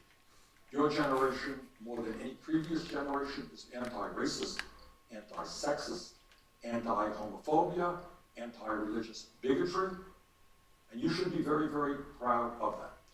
But the other thing, and I think that my campaign kind of speaks to the idealism of young people who understand what's going on today is not, we're not where we should be. And young people have a tendency to want to think bigger than older generations. The second point, to be more specific, your generation, unless we turn things around, will be the first generation in the modern history of America to have a lower standard of living than your parents. All right? So what we have seen in recent years is an explosion in technology. We have seen an explosion in worker productivity, but everything being equal, many people in your generation will earn less money than your parents. You're going to leave school more deeply in debt than your parents. You're going to have a harder time finding affordable housing than your parents. So the issues that, and your generation also obviously is very, very concerned about climate change and racial justice and immigration reform and so forth. So I think those are some of the reasons why our message has resonated with young people. Senator Sanders, thank you very much. All right, we have 3 town halls down, 2 more to go tonight. A 5-hour, 5-candidate event at 11 p.m. All right. Some people are like, I have to be at work tomorrow. Yeah, I know. That was Bernie. This is what you're gonna get. Yeah. Weak. What I'm really here for is Kamala Harris and Mayor Pete. I want to see what they're gonna say. And that's gonna be hilarious. Mayor fuck boy. Unbearable And Media says go Kamala, Trump. Corrupt ass. YRB says let us hear CNN. Fuck CNN. I'm trying, guys. The reason we're not showing it is because we don't have a team of lawyers like Steven Crowder does. Yeah. Who can get him out of messes. Or he makes a fucking business deal he won't tell you about. Jay Breeze, bruh, I get down with OB. I can't watch him for more than like 10 minutes at a time. Jason G. He has one message if you like pandering. Try Mayor Pete or Klobuchar.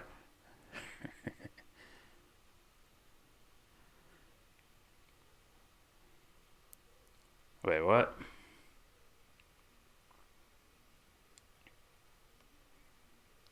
OB? I don't know what OB means. Odell Beckham? Unbearable Media, Trump versus The Rock in a cage match, but Trump gets a switchblade and 3 midgets to determine president. He'll still lose. The Rock will lay down and let himself get pinned. I don't want that stress. I'll do family films. Oh, him? Yeah. I'll just do Disney. Leave me alone. I'll do Disney movies. Your audio input is not balanced. Trump CNN input. Turn out your audio. Oh, turn up CNN input. Turn down your audio. I don't have CNN playing directly through my computer. It's from an external source. Because I think we'd get flagged. We would. I believe it has happened before as well. Yeah. Jason G. Foreign policy is for the establishment. We have to fix our mess before we can fix others. Nah, foreign policy, well, all I have to do is say we get out of these places. Yeah, that's it. That can be a foreign policy. Right? Mm-hmm. And support in a different way. Not an Obama version of non-lethal help. I mean a real non-lethal help, like food and water and shit like that. And supplies. Not fucking Toyota 4-wheel drive trucks that you can easily mount machine guns on and shit. Fuck that. Unbearable Media. Louder with Crowder is streaming this too. Yeah, I saw that. Crowder's fucking trash bags. He's very trash. He says not much. He doesn't know too much about policy. He just knows right-wing talking points like socialism is evil and abortion bad. Yeah, I know. We should build a wall. How old are you? 19? Yeah, let's debate. What is that? Someone actually an expert on foreign policy? Yeah. Well, here's a car just like, his wheels going against the ground. Like, yeah, go look up Steven Crowder's Middle Eastern policy. All we need to do is take these moderate Muslims, give them guns, and you should be the ones fighting them, not us. I know. You fight them. Go Team Israel. Creeper. Yeah, Sinlate. Yuck face Crowder. Yeah. Sinlate. When Bernie gets in, hopefully he'll solidify in liberals' minds electoralism basic inabilities. Do you mean the Electoral College? And they're back. Yeah, they're back. This is the main event. I know. It's the co-main. Of course they get fucking Don Lemon. Like, we need to black it up, yeah. You said it, not me. Fuck Don Lemon. We need to black it up. That's what she's... Tonight already, 5 of the top presidential candidates are sharing the same stage tonight for town halls with young adults and students who say that they plan to vote in their state primaries and caucuses. And they're right in here in the audience with us. We've already heard from Senator They're all like Amy Klobuchar, chess club members. I know. Next hour, we're going to hear from Mayor Pete Buttigieg. But right now, it's time to welcome to this very stage Senator Kamala Harris of California. Fuck you. Haha.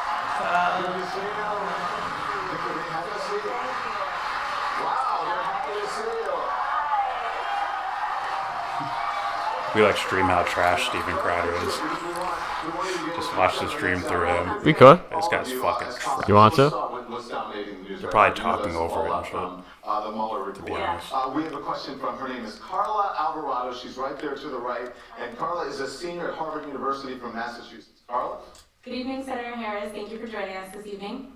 In light of Mueller's report, do you believe the Democrats in Congress should reconsider their position on impeachment?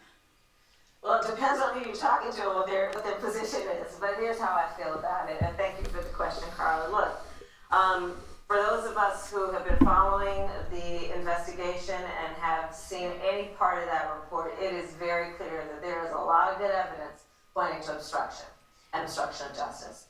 And I believe very strongly, first of all, let me just be very clear about the table set. I believe that we need to get rid of this president. That's why I'm running for to become president of the United States. So that is part of the premise, obviously, of my point. But I think we have very good reason to believe that there is an investigation that has been conducted, which has produced evidence that tells us that this president and his administration engaged in obstruction of justice. I believe Congress should take the steps towards impeachment.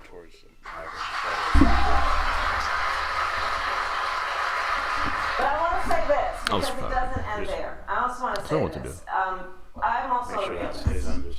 And when I look at what has been happening over the 2 years and some months that I've been in the United States Senate, I have also witnessed folks in the United States Congress, and in particular in the GOP, who have been presented with many reasons to push back against this president, and they have not. And when we look at the impeachment process, there will be what happens in the House and an investigation that takes place. I think we can be pretty sure that it looks like that is very likely to happen. And then it's going to go over to the Senate. And in the House, there needs to be a vote by a majority, a simple majority, and then it's going to come over to the Senate.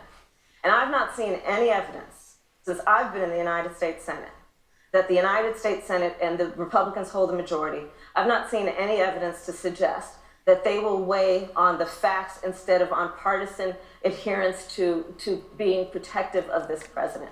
And that's what concerns me and what will be the eventual outcome. So we have to be realistic about what might be the end result, but that doesn't mean the process should not take hold. All right, thank you, Senator. It's a trash answer for a trash question. Nobody vote for her, please. For God's sakes. Might affect them or a family member or someone who's close to them. On that topic is Ben Bernier, standing right there. Okay, a real issue. At the University of New Hampshire studying history. He is from Massachusetts. Ben. Thank you, Senator. Hi, Ben. As a future educator, I am really bothered that public schools are being targets for mass shootings. 2 days ago was the 20th anniversary of the Columbine massacre, but still 2 decades later, no major gun control legislation has been passed. Yeah. So my question is, as president, how will you go about keeping our schools safe and keeping guns out of the hands of those who should not have them? Thank you, Ben. And I'm sure that there are plenty of students here who, while you were in high school, even middle school, that you had to participate in a drill, right? Where you were convened and your teachers taught you about how you need to go and run in a closet because there may be a mass shooter roaming the hallways of your school. And in our America, that should never have to happen. Conversations take place every night.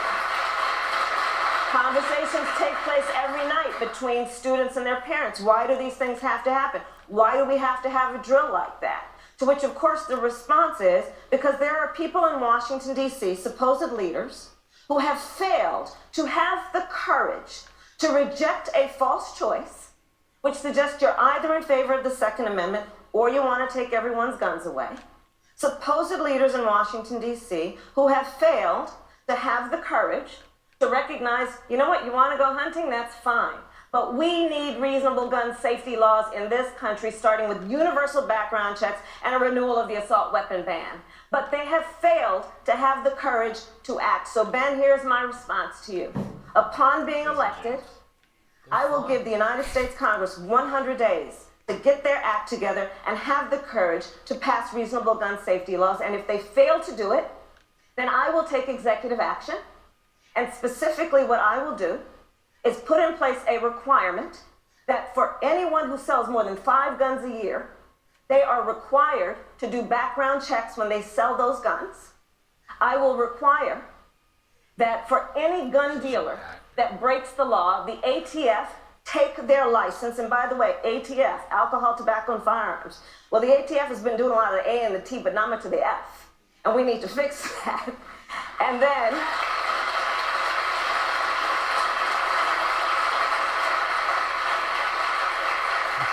on the third piece, because none of us have been sleeping over the last 2 years, part of what has happened under the current administration is they took fugitives off the list of prohibited people.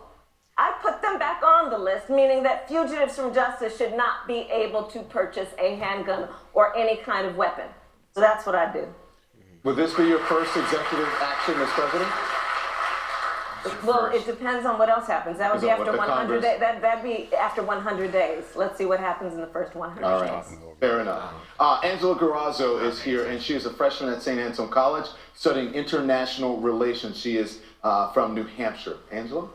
Good evening, Senator. My question is, as a college student with over $25,000 of debt in my first year alone, what will you do to alleviate the financial burdens of the student debt crisis? Do you support initiatives such as free college, loan protective legislation, or student repayment plans? Yeah, Angela. Listen, the students in New Hampshire are among the top 5 in the country with student loan debt. And it is absolutely unconscionable that we have students in America who are in absolute fear about the debt that they will owe upon graduation. And I have met and know so many students who are making decisions about their career based on their fear that they may not be able to pay their bills. I know so many students who have graduated who are making decisions about whether or not to have a family based on the burden of their student loan debt and being concerned about whether they're going to actually be able to get through the month. We cannot afford to have a system like this, especially for young people who have made an investment of their time and their resources because they actually want an education to live a productive life and contribute to our society and be leaders. So here's what I would do specifically. I do support debt-free college.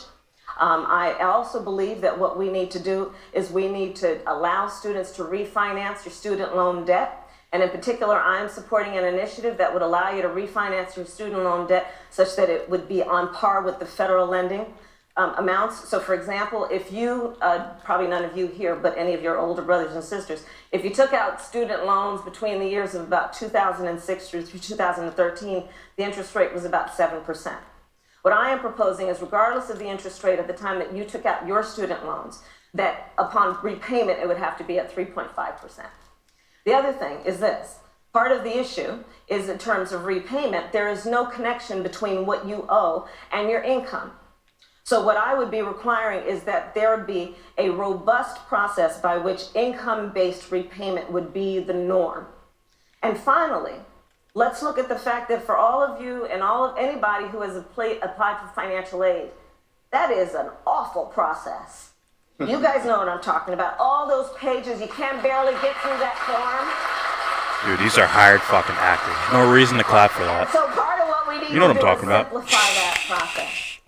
But we have got to do a better job in this country because, I look at something like, for example, teachers. I've been spending a lot of time, I think a lot about education in terms of every aspect of it, from student loans to what we need to do to pay our teachers their value. And the number of teachers who have left the profession of teaching because they can't afford to pay off their student loans. Right now, we're looking at actually a deficit of teachers based on the number of students that we need to actually teach and the few teachers that we have, especially in rural areas. So it's a big issue and it crosses a lot of subjects. Well, let me jump in here because if teachers can't pay their loans. Elizabeth Warren is here, as you know. She said that she supports student loan forgiveness for 42 million Americans. Yeah. Would you go that far? Do you support that? Well, I support No. anything that is about reducing the debt of student loans, and I think that's an important conversation. One's eliminating, one's reducing Let's move it. on now. Ryan Wilson is here. Anything Ryan for is a reducing the sophomore debt. at It's like, no, Harvard she's talking about studying eliminating it neuroscience completely. in California and a supporter of Julian Castro. Ryan. Hi. Good evening, Senator Harris. My name is Ryan, and I'm a constituent of yours from Orange County, California. And at January Town Hall, when asked about your approach to universal health care, you acknowledged that you'd support eliminating private insurers in favor of a single-payer health insurance program. How do you respond to the 74% of Americans who wish to have the option to keep their private insurers? Well, under Medicare, well, I support Medicare for all. And I support it for a number of reasons that include the fact that there are a lot of people in our country who simply do not have access to health care because they cannot afford it. And that's unconscionable. And I actually believe it's a moral issue. And it is a sign of whether or not we are going to be a civil society to determine are people going to have access to health care simply because they can afford it, when in fact that should be a right and not a privilege of the few who can afford it. That is the value with which I bring to this discussion. I will also say this, on the issue of this whole dynamic about access to private insurance. Yeah, of course, private insurance, you can get supplemental insurance and all of that. But let's not be duped by a messaging campaign that has been waged for years by the insurance companies to have you into believing that you need to defend them. You need to defend yourself. You know what? 91% of the doctors are in Medicare. So the idea and the suggestion they're trying to make to you is really a false one. You will be able to have your doctor. 91% of them are in the Medicare system. And I'll tell you another thing, and it's a personal story. My mother, who, you know, my mother was all of 5 feet tall. If you ever met her, you would have thought she was 7 feet tall. She was an incredible woman. She had 2 goals in her life. She was a breast cancer researcher. Her goal was to end breast cancer and to raise her 2 daughters. Well, she got cancer. And she ultimately passed away from cancer. But if you have ever had the unfortunate experience of going through the healthcare system with someone who has an acute illness, I'm going to tell you what that is. It is having a doctor say to you, have you heard of the term anticipatory grief? Which you hadn't heard before, but when you hear it, it makes perfect sense. Which means you're starting already to grieve the loss of someone that is still around. You have the experience of going in and out of hospitals, helping someone who is frail and weak, in and out of cars to get into a hospital. You look at medical charts, and sometimes the medicine jives, sometimes it doesn't. Sometimes people are paying attention to this is the medication that causes drowsiness they don't want or pain that they can't bear. You go through the process of worrying about, is there something I can cook that will make you be able to eat and hold down? You go through the process of being concerned that somebody who is on chemotherapy, are their clothes, can I get you something that's soft enough that you can wear that will not irritate your skin? Now, thankfully, our mother had Medicare. But for people who are going through this process, which they are every day in America, for them to also have to be concerned about how they're going to pay that bill is unconscionable. And that's how I feel about this subject. Cost should not be the barrier to receiving the care that will relieve you of pain or help improve your quality of life. And we've got to get this right. Yeah. That's how I feel. So you mentioned the insurance companies. You don't feel like you have to defend the insurance companies? No, I don't have to. So the bill that you co-sponsored, it would effectively eliminate private insurance. Is there room for private insurance in a... No, of course there's for supplemental insurance, absolutely.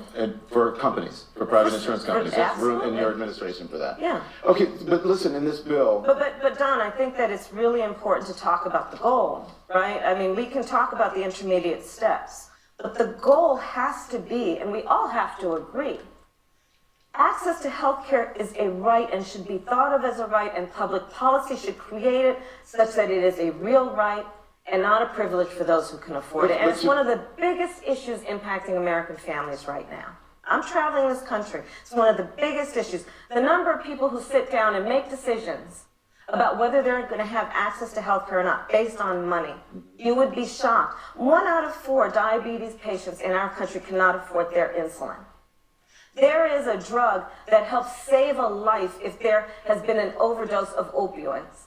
And that drug can cost up to $4,000. That's unconscionable.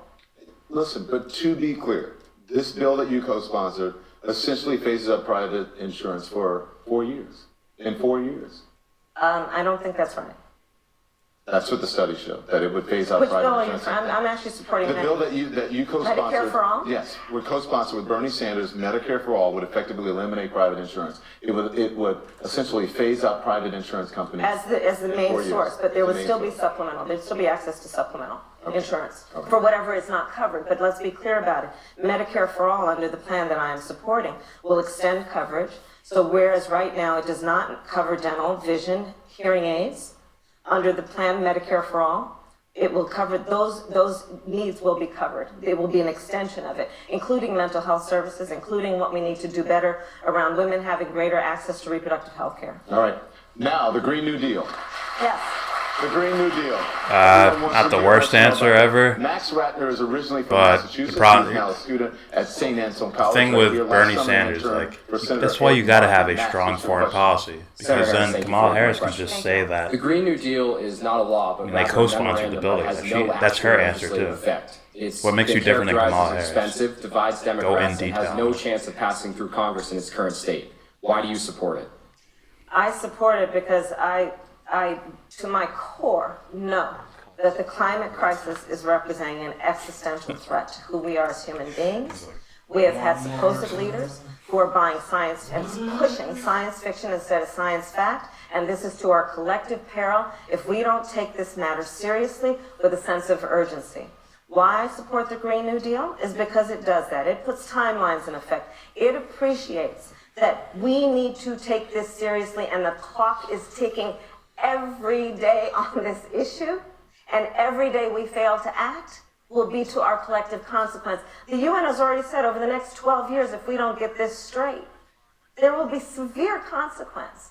And this is within our ability to do something about it. Listen, families are impacted by this. You know, children, seniors, we all need to drink clean air and drink clean water and breathe clean air. And, you know, don't drink the air. You look at farmers. Farmers are impacted by this climate change. You can look at the firefighters in California who are impacted by climate change. Across the board, people are being impacted by this. Let's also look at the fact that we have, in so many states, great work that is happening that is actually contributing to the economy around an investment in renewable energies. The Bureau of Labor Statistics came out with a list last year of the top 20 jobs that are going to see the greatest amount of growth in our country over the next 10 years. Number 1 and number 2, installation and maintenance of wind turbines and solar panels. Let's look at it in the context of what we know to be true about water. Water is a precious and diminishing resource on our planet. When you look at what's happening around shifting populations around the globe, Clean water, yeah. climate change is one of the main factors in what is happening.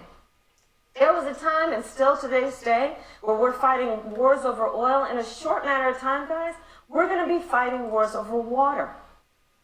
Part of what we can do with the Green New Deal is have a sense of urgency on all these matters, including the precious nature of water and what we need to do to be smarter on public policy.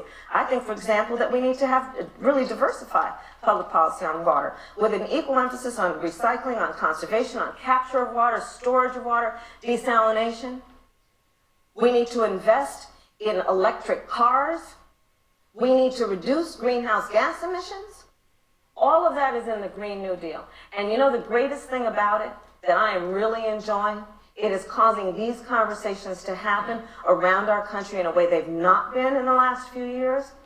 And hopefully everyone is understanding that so much of the harm we are doing to our planet is caused by us as human beings.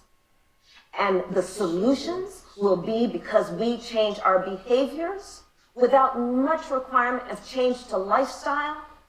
And it will be urgent in terms of the work we need to do and the approach we need to have, but we can see success. We've seen it in California.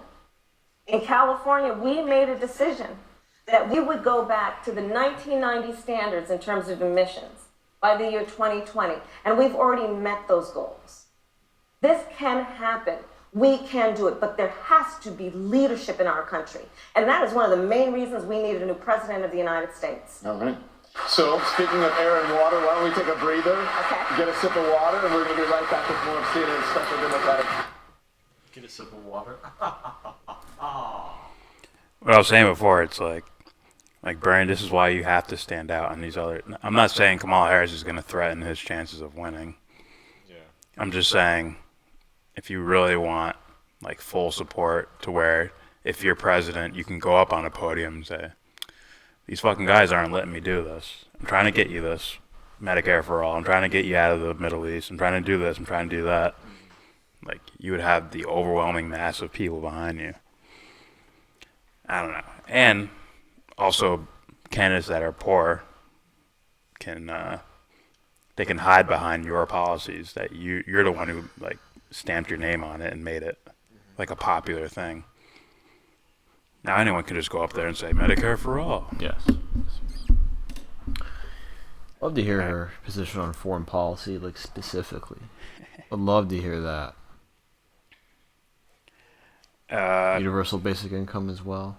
Yeah. Jason G says, right, get out and spend the war money on us, the people. Healthcare, education, billions on endless wars instead of our people.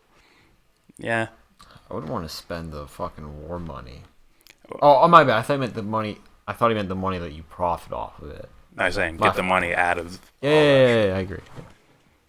Also, I wouldn't think about it in a money way. I like more of a, blowing up innocent people way. Yeah. So let's not do that anymore.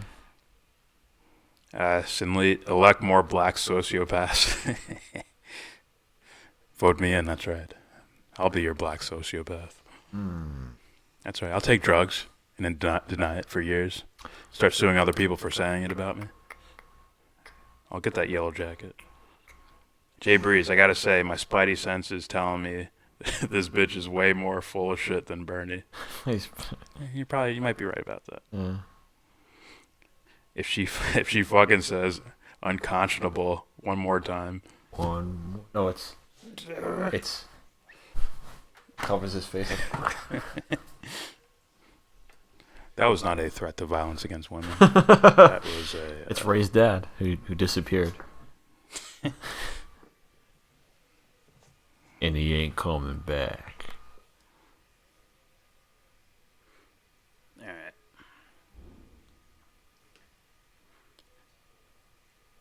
Should I turn this on because I'm bored? Yeah. Do a stream of something like this, which is very important. People talk about this where you only cover things that are good for ratings. There probably couldn't name anything that would be worse for a conservatives program's ratings than 4 hours or 3 hours of a CNN town hall live stream. He's so full of shit. He knows what he's doing here. The reason we're able to do it is because of people who join up at Mug Club. LiveRoadCredit.com/MugClub. Right now, the promo code is CNN. Oh my God. Come on, guys. Come on. Come on.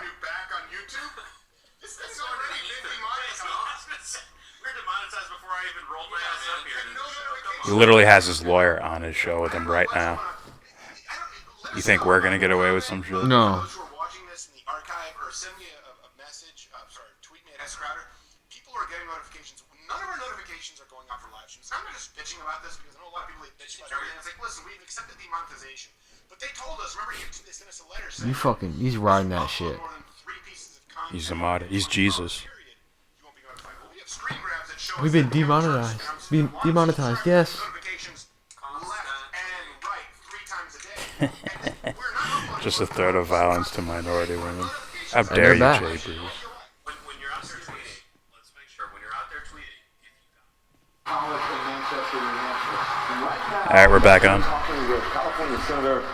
I want to hear foreign policy. It's my most important issue for any candidate. She is a freshman at Harvard studying computer science. She's from New Orleans. Oh, great. Hello, Senator Harris. How are you? How you doing? I was just in New Orleans, actually. Oh, wow.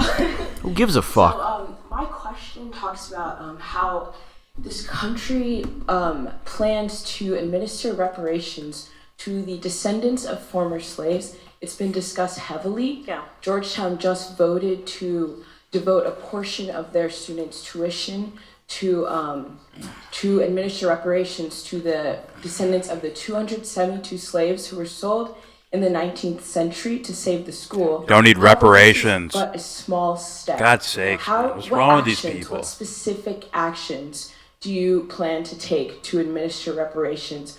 Make sure no one's homeless. Make sure no one's poor. Oh, unless they want to be homeless. I'm actually Make sure no one's fucking poor unless they want to be poor.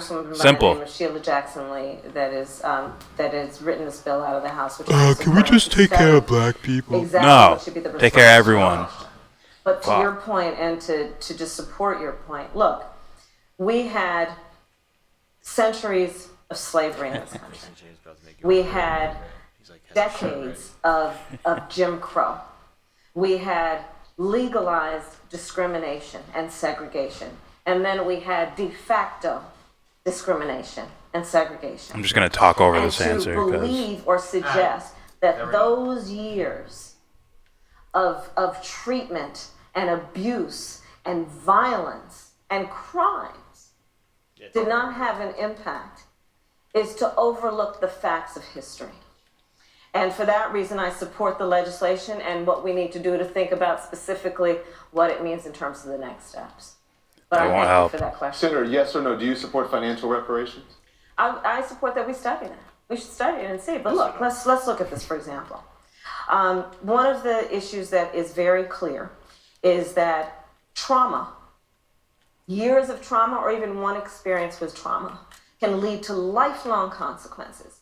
I'm supporting some work and was part of some work that had started years ago looking at children who are growing up in a community where there is violence.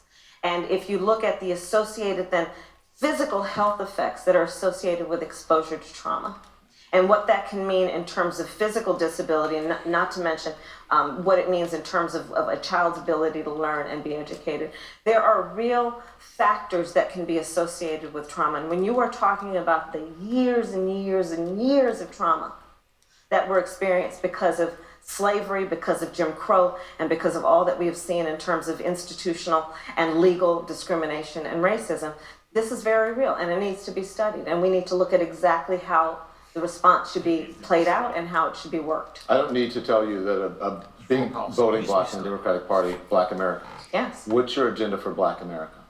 Well, it's a number of things. First of all, we need to deal with the economic status of African Americans in this country. When you look at it in terms of everything from home ownership to wages, we can see huge disparities. And so that needs to be addressed. Let's look at an issue like maternal mortality. I am actually presenting what I believe should be the response to that. I have studied this issue. Black women are 3 to 4 times more likely to die in connection with childbirth. And when you study the issue, it becomes very clear that it is regardless of the socioeconomic status of those women, it is regardless of their educational level. It is, as it turns out, without much more investigation, a matter of racial bias in the healthcare delivery system. Those women are not taken as seriously when they show up at the clinic or the doctor's office or the hospital. I am looking at it in terms of being a proud member and graduate of an HBCU, Howard University, and what we need to do to support our HBCUs. I was proud that I had a piece of legislation that actually has been passed to invest federal resources in supporting our HBCUs, recognizing that HBCUs really produce, in some professions, the majority of African Americans who enter those professions. So there are a number of issues, and including, of course, what we need to do to reform the criminal justice system. I've done a number of town halls. This is a fascinating question, I think, that you'll find. It's coming from Diana Ding. She's a junior at Harvard studying computer science from San Francisco. Diana? Hi, Senator. Thank you for taking my question. Thank you. You have told Ruth that you support legalizing sex work. How will you ensure that sex workers are doing this work because they want to and not because they have no opportunity to do other work, given that sex workers often come from marginalized communities? No, that's right. So what I don't support is criminalizing these women. And so my background, as you know, is I was a prosecutor. When I was district attorney of San Francisco, I instituted a number of policies that were focused on women and children and how they were treated, frankly, with bias in the criminal justice system, where they were criminalized without really looking at the real offender. And so, and often that case was the pimps and the johns, but instead the women were being arrested as prostitutes. And so I created policies that were about saying that we really need to focus on the other folks and not just on the women. I was responsible for an initiative in San Francisco that was about recognizing that girls who are being trafficked were being called teenage prostitutes, when in fact they were the victims of an incredible amount of abuse and had been trafficked. And so I created a whole policy in San Francisco that was, one, intended to stop calling them teenage prostitutes, but instead to call them sexually exploited youth. And because of the work that we did, we then created a safe house for these young women, so that instead of them being arrested and put in juvenile hall, they would be in a safe house. And then we were responsible for actually getting legislation passed that said that when those Johns and pimps are prosecuted, they should be prosecuted in connection with the sale of a child. Again, looking at what we need to do to figure out who's doing what. As it relates to women who are being trafficked, I was one of the leaders in the country, with many others, in saying that Backpage needed to be put out of business, because they were in the business of basically allowing the trafficking, in particular of underage girls. So this is something that I have had a lifelong experience with, including what we need to go after those who traffic girls and women and boys.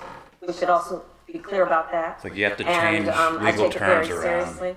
But we should not be criminalizing women to say who are girls being pimped out is a bad thing. It's like, you can't just say it's bad. For employment, go after but we should definitely be careful and be sure that they are not being trafficked or abused in any way. They're abused. Our next question, Senator, comes from Margaret McSherry. Margaret is a junior at St. Anne's College right here studying politics, and she's originally from Jay Breeze, I like when Crowder talks about how he doesn't make enough money or doesn't make a lot of money. Between the Yeah, United he's full of States and shit. nations like Russia and North Korea, what should be done to prepare the nation for the possibility of cyber warfare? Oh, that's a great question, Margaret. I'm so glad you asked it, because it's really, it's been challenging. I've been talking about it in the United States Senate. I serve on the Senate Homeland Security Committee. I serve on the Senate Intelligence Committee. Newsflash, Russia interfered in the election of the President of the United States. And in fact, it's like already down for point about cybersecurity, one, it is real. When we talk about national security, to your point, a new form of war, we should understand, will be cyber attacks. And cyber attacks. No, there's still actual war going on. But usually to our critical infrastructure. So we've already seen one. Because you know what? Under the previous administration, our election system was designated as critical infrastructure, right? So we already know that we have been attacked in terms of our elections. We should also understand that we are vulnerable in terms of our electrical grids. We are vulnerable in terms of all of the systems that hold together our financial systems, that hold together our medical care systems. And we have got to pay greater attention. I have a bill that is a bipartisan bill that is designed to strengthen states' election systems to prevent from the next attack. It's a bipartisan bill. And the leader in the United States Senate will not put it on the floor for a vote. And this will be to our collective peril when people play politics with an issue that is truly about our vulnerability as a country. I worked on this issue when I was Attorney General. I was Attorney General of California for 2 terms. And a lot of work that we did there was about making sure that we were focused on the vulnerabilities that we have because of technology and doing what we can to protect it. As the President of the United States, I will tell you that will be one of my #1 issues. Because as far as I think about it, we're used to, and we prepare for war because we should, and we should make sure that we're ready in the event of. No. Well, this will be a war without blood. And we are not prepared. And we must be. But we cannot be in denial, and this President of the United States is in utter denial about the realities. Tulsi had a paper ballot. She's advocating for a paper ballot. No attention to that shit. Education, originally from Oregon, and is a supporter Howdy of doody. Mayor Pete Buttigieg. Nicole? Hi, Nicole. Thank you for being here tonight. You recently mentioned your What do you think, it's simple? truancy law that arrested parents for frequently absent children. Not enough. Are there any other laws or policies that you regret as a prosecutor? And what Isn't actions, that- if any, did you take to remedy this? I need to as see a president? concrete So stance let on me be clear. something. I absolutely believe that children have and should be. We did a entitled video to on any them. You can go check it constitutional out. Right to an education. But And we can go into detail when we have more So, time to say it. The truancy initiative that you're referring to was started by me when I was DA, because I took a look at who the homicide victims were who were under the age of 25. Real quick. People were just used to these young men being killed. Sitting late 35 minutes And till I said, Comrade wait a minute, Pete. instead of just responding when they are killed with putting more police on the streets or having gang Jay enforcement Breeze, strategies, I was in New Orleans. why aren't we asking the question, Who gives a are fuck? they? That's you. So I asked that question, who are these young You've been men asleep who are this under the whole age of time. 25 James when they are being Outburst killed? And I are the quickly best. learned that 94% of them were high school dropouts.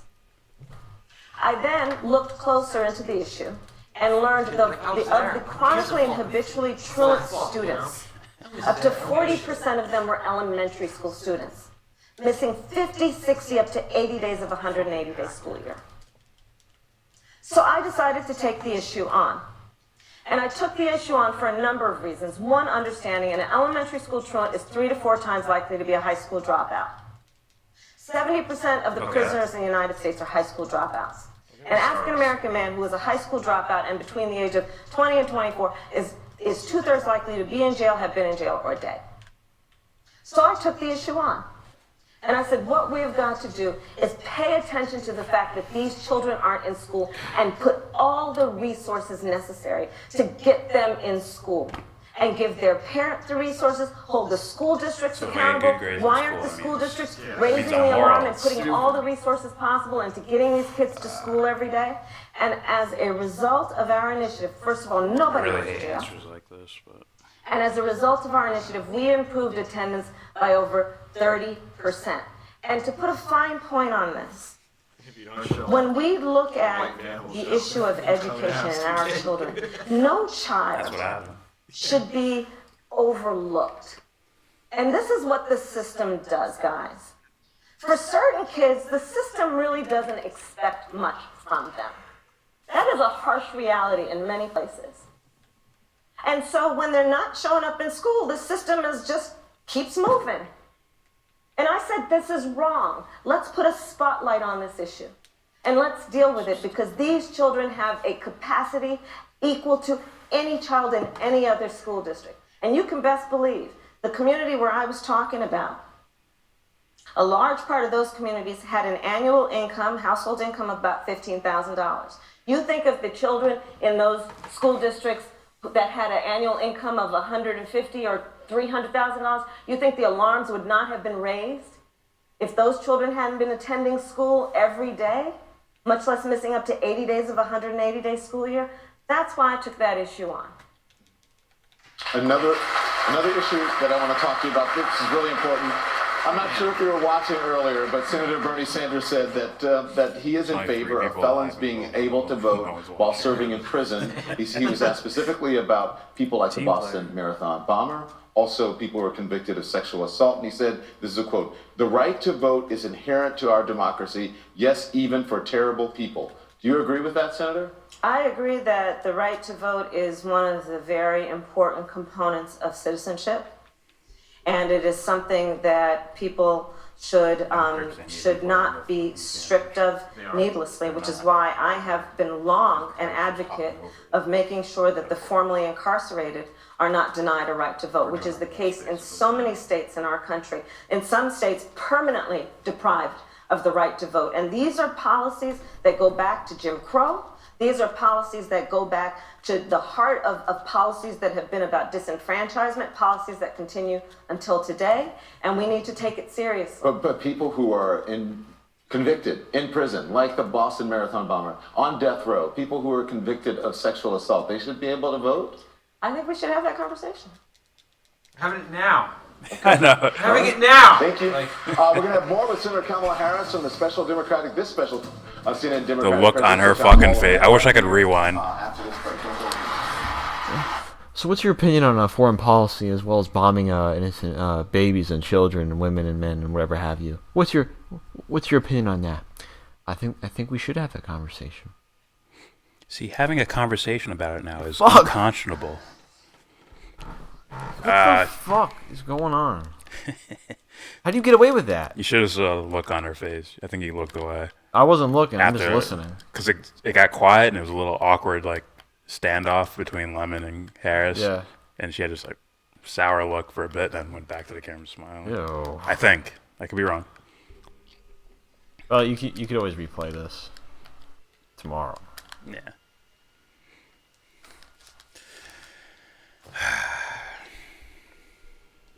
Let's be honest here. I am biased. I do not trust Kamala Harris. I don't trust any of these fuckers. That's my bias. So, she sounds alright on the Medicare for all stuff, but we already have Bernie Sanders with that. She's not into forgiving college debt. She just wants to lower the interest rate and, I guess, make it free in the future for that. Like from now on, now there's no more student debt or student whatever. And that's basically holding up banks, right? That's how banks make a shitload of money, is off of debt. And then when you have universities teaming up with banks for the student loan shit. And wars. Don't forget wars, Jordan. Yeah, I guess. We've heard basically nothing about foreign policy other than her climate change stance, where she's talking about, we'll no longer have wars for oil. Like the new war coming up is going to be about water. I'm like, what? We gotta prepare. It's like, wait, you? That's her talking about cybersecurity, yeah, or whatever. So she's buying the whole Russia line. She's running with that. She talked about election reform. Like, what are you gonna do? Get better machines? Like Tulsi talks about the 11-year-old girl who hacked an election machine in like 10 minutes. He's like, shouldn't we go to paper ballots to where I can just see it on a piece of paper? Yeah. Or you can do your vote and then we can confirm it with this paper. Like have a physical copy of your vote. What makes you better, than the rest of the candidates? Yeah. Not much, if anything. Yeah. And she's not. And these things, I don't think they're revolutionary because there's other candidates who already has either better policy or came up with it first. So it's like, how can I trust you? I don't know you're just copying off of this, right? Because Tulsi also believes in the Medicare for all, but her anti-interventionist foreign policy blows away Bernie Sanders, in my opinion, because I haven't heard much from him, really. I haven't heard too much, other than the Yemen thing. So, I don't know. They're about to return. Jay Bree says, I'm with James. Sinley Coffee Man beat Kofefe Man. I don't know what that is. Oh, vote Howard Schultz. Okay. Schultz! Mr. Starbucks. Yeah, I'm going to go out of my way to make him richer. Wait, with me for what? I don't understand. We're having a conversation now. Oh, yeah, it's what the fuck? The fuck you think this is? We should have that conversation. Where the fuck you think you are?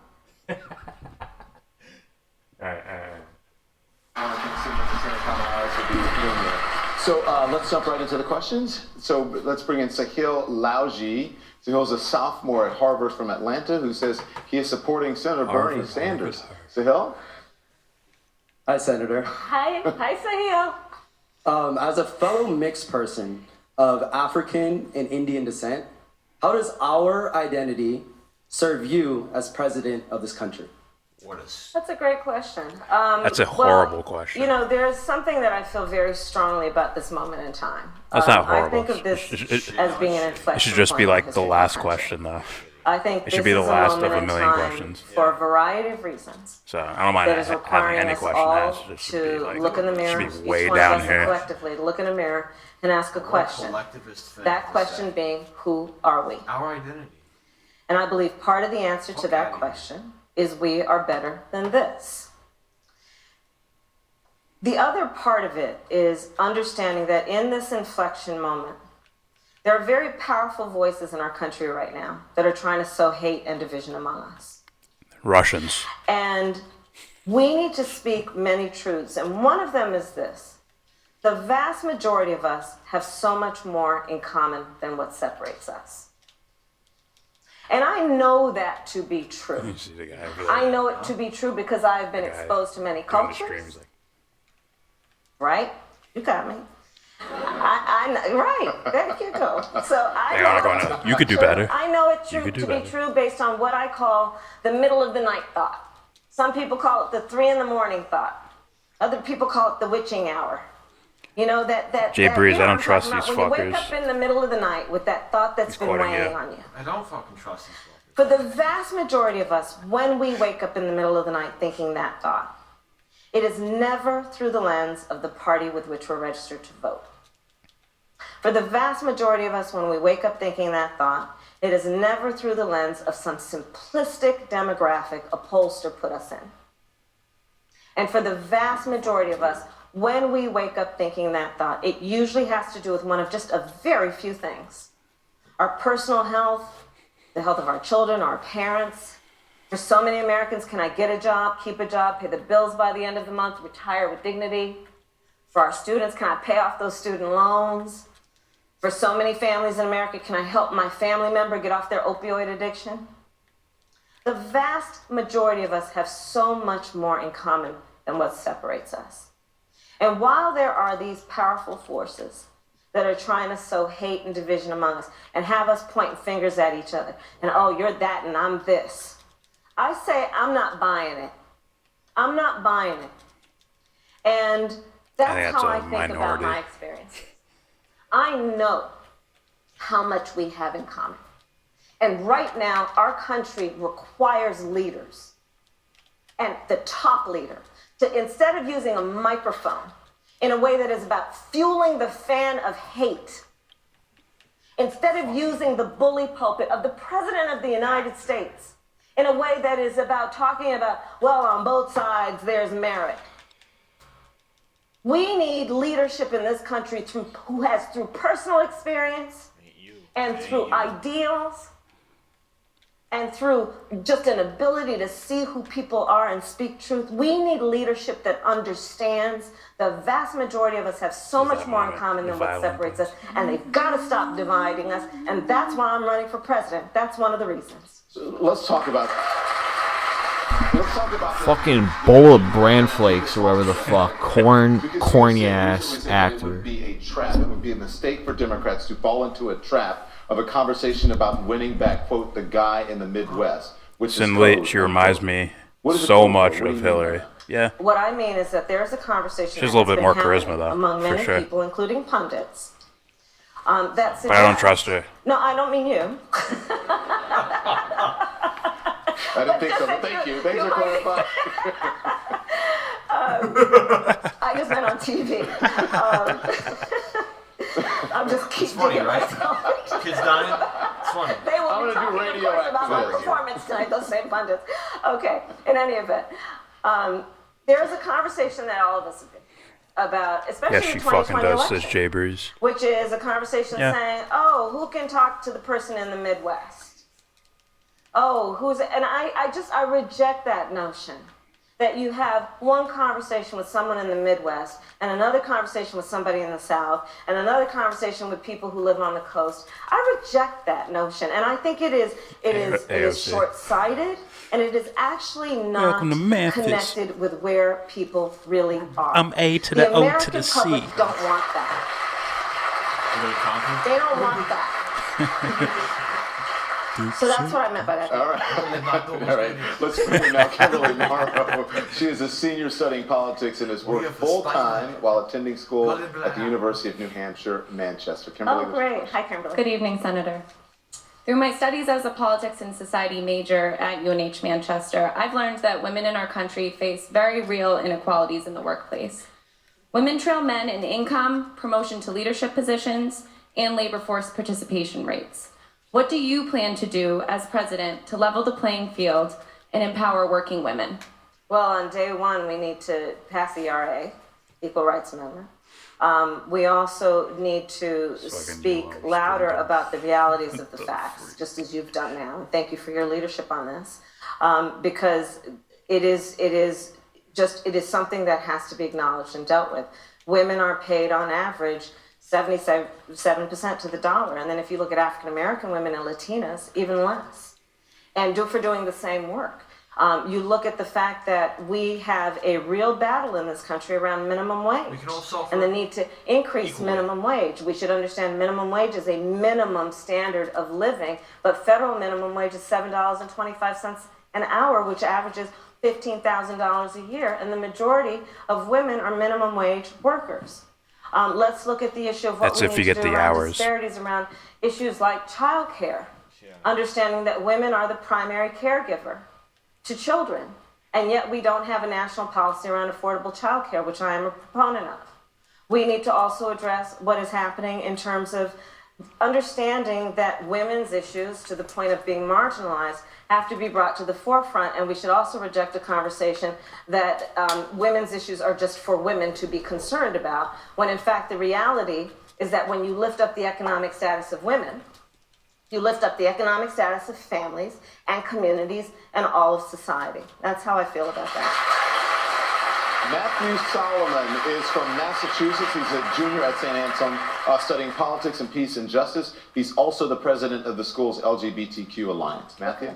Hi, Senator. Thanks for being here. Of course. So my question is, if elected president, what kind of protections, and specific protections, will you be providing for the LGBTQ plus community, and especially those who lack visibility and safety, like the transgender community and LGBTQ plus community members of color? Hey, we're gonna help everybody out. There you go. Yeah. That's it. Simple. I will say that we must have Fucking a country come on. that agrees that no group should be treated without equality under the law. And right now that is the case, and we have got to change it. I am, on day one, would pass the Equality Act to make sure that we actually correct what is wrong and give LGBTQ people equal rights under the law. This is a civil rights and a human rights issue, and we must address it. And I'll tell you my background on this. I was as Attorney General. Yeah. It was one of the pivotal issues in my race to become Attorney General, whether or not the elected Attorney General would defend a patently unconstitutional law which denied same-sex couples the right to marry. I said I would not defend it because I knew it to be unconstitutional. I won and I did not defend it. Prop 8 went to the United States Supreme Court. We won and the wedding bells rang across the country. I'm very proud of that. I will tell you, back in 2004, when the chatter among a lot of Democrats was about civil unions, I was marrying same-sex couples at San Francisco City Hall. Women are so marginalized. Women are so marginalized. Tell that to my unsexed penis. Laugh out loud. She owns the pussy. She owns the world. The tragic cases involving transgender men who were killed. And there was this defense that was happening in court where the murderer Jay Breeze. calling it How easy do y'all think it is for CNN to pay people to ask these questions? You might not even need to pay them. These are Ivy League school kids that want the brownie points. When I was district attorney of San Francisco, They want to be on the stage next. I brought DAs from around the country to San Francisco, where I hosted and created a training for prosecutors around the country on how to defeat at the yellows is propaganda. On the issue of transgender rights. Listen, right now in particular, we have a president who is reviving, the court said no, but then that changed. And now we've got a president who is basically putting in place a process for discharging transgender men and women who have made a commitment to our country and to defend our democracy at great service and potential sacrifice. And this president wants to kick them out of the military because they are transgender. Go defend Chelsea Manning, Kamala Harris. And that is something I would reverse immediately. We're gonna do that. When I am elected president of the United States.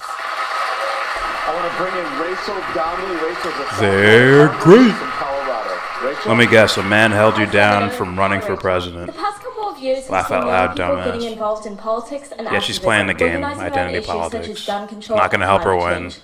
Given that policies passed now will affect the younger generation for years to come, do you believe that Americans should have the right to vote at age 16? I'm really interested in having that conversation. I have to tell you that. I think that there is no question that if we are looking at what is going on in our country, we are putting more responsibilities on people at a younger age.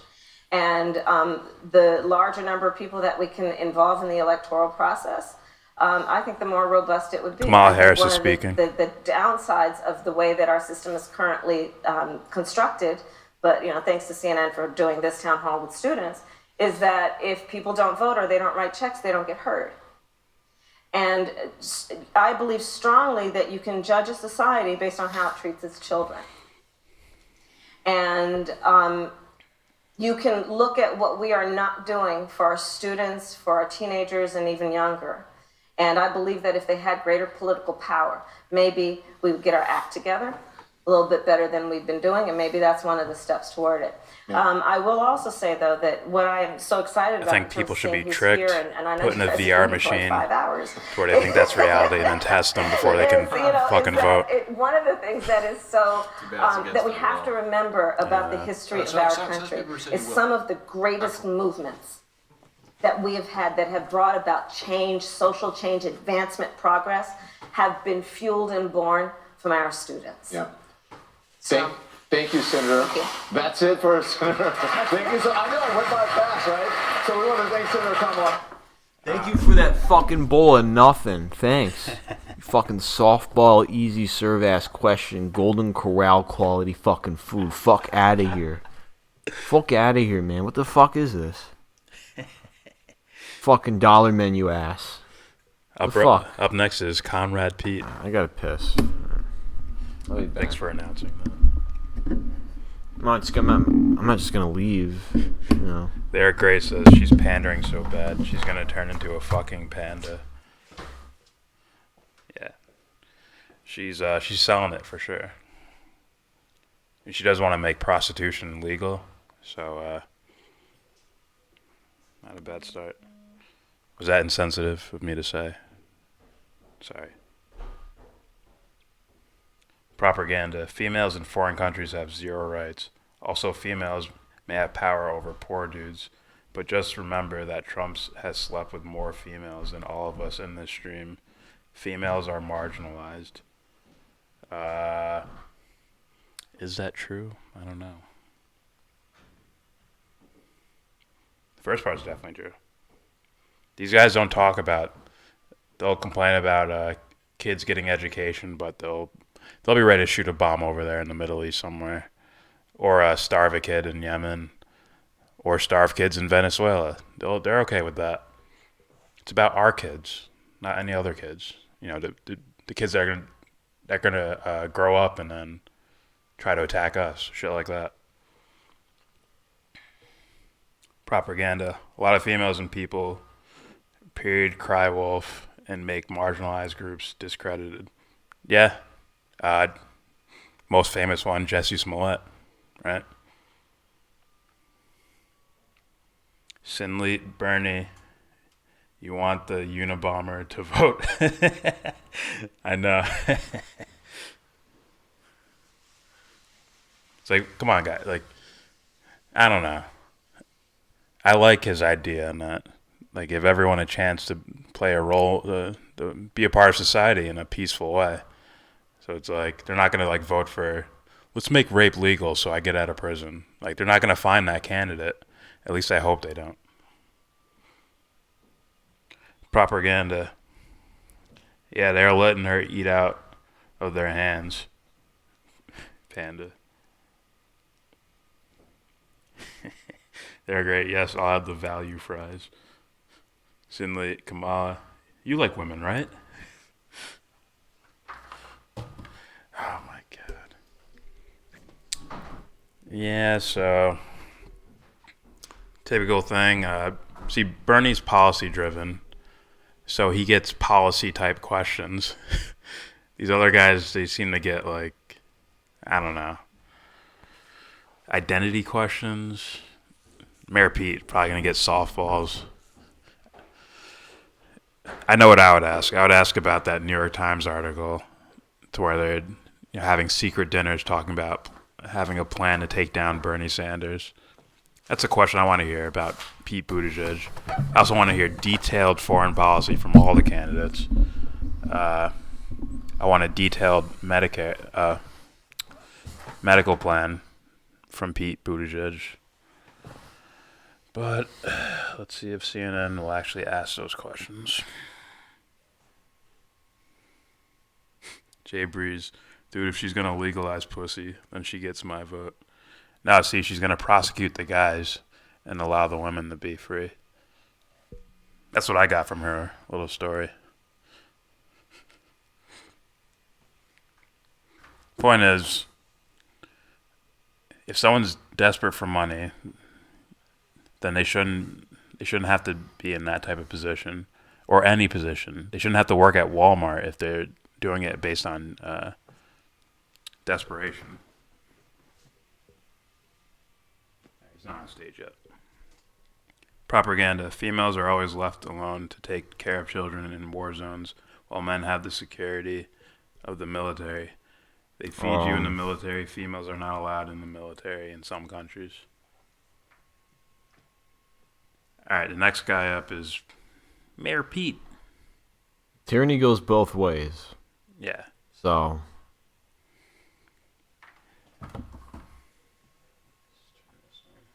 To reach the top tier of the Democratic field, I do want to note Mayor Buttigieg was the student president of the Harvard Institute of Politics while he was an undergraduate.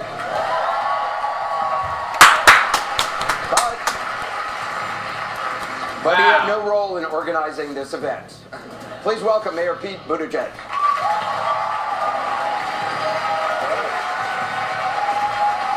Propaganda. I'm not into legal prostitution, only decriminalized. I feel like it is exploitation, and if one person can be bought and sold, and people can be bought and sold. Might be with you on that. I say legalize it if that's what you really want to do, but you got to know yourself to do that.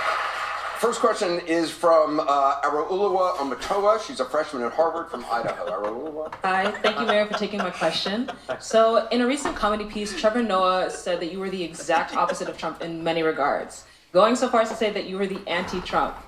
However, similar to Trump, you lack experience in state and federal governance. If elected, how would you use this lack of experience as an advantage? Well, first of all, in many ways, experience is my answer to the question of age.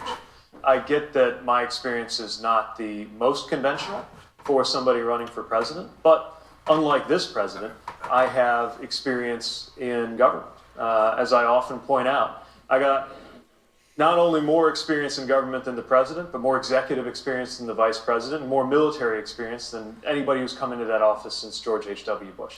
I also think he on repeat? My life experience is relevant too. Belonging to a generation that is going to be on the business end of so many of the decisions and frankly the lack of action that's happened on issues from climate to college affordability to making sure that we do something about the fiscal sustainability of this country. Look, everyone coming into that office brings the combination of life and professional experiences that they have plus their values. But I would argue that it doesn't get very much more different. It's not possible to be much more different from this president than somebody like me. And I think we also need a little more of that local perspective. You know, to be honest, when I was a student, when I was hanging around the IOP, I didn't think a lot about local government. If it ever came up, it was usually in the phrase state and local government, almost like they were one word, like state and local was the same thing.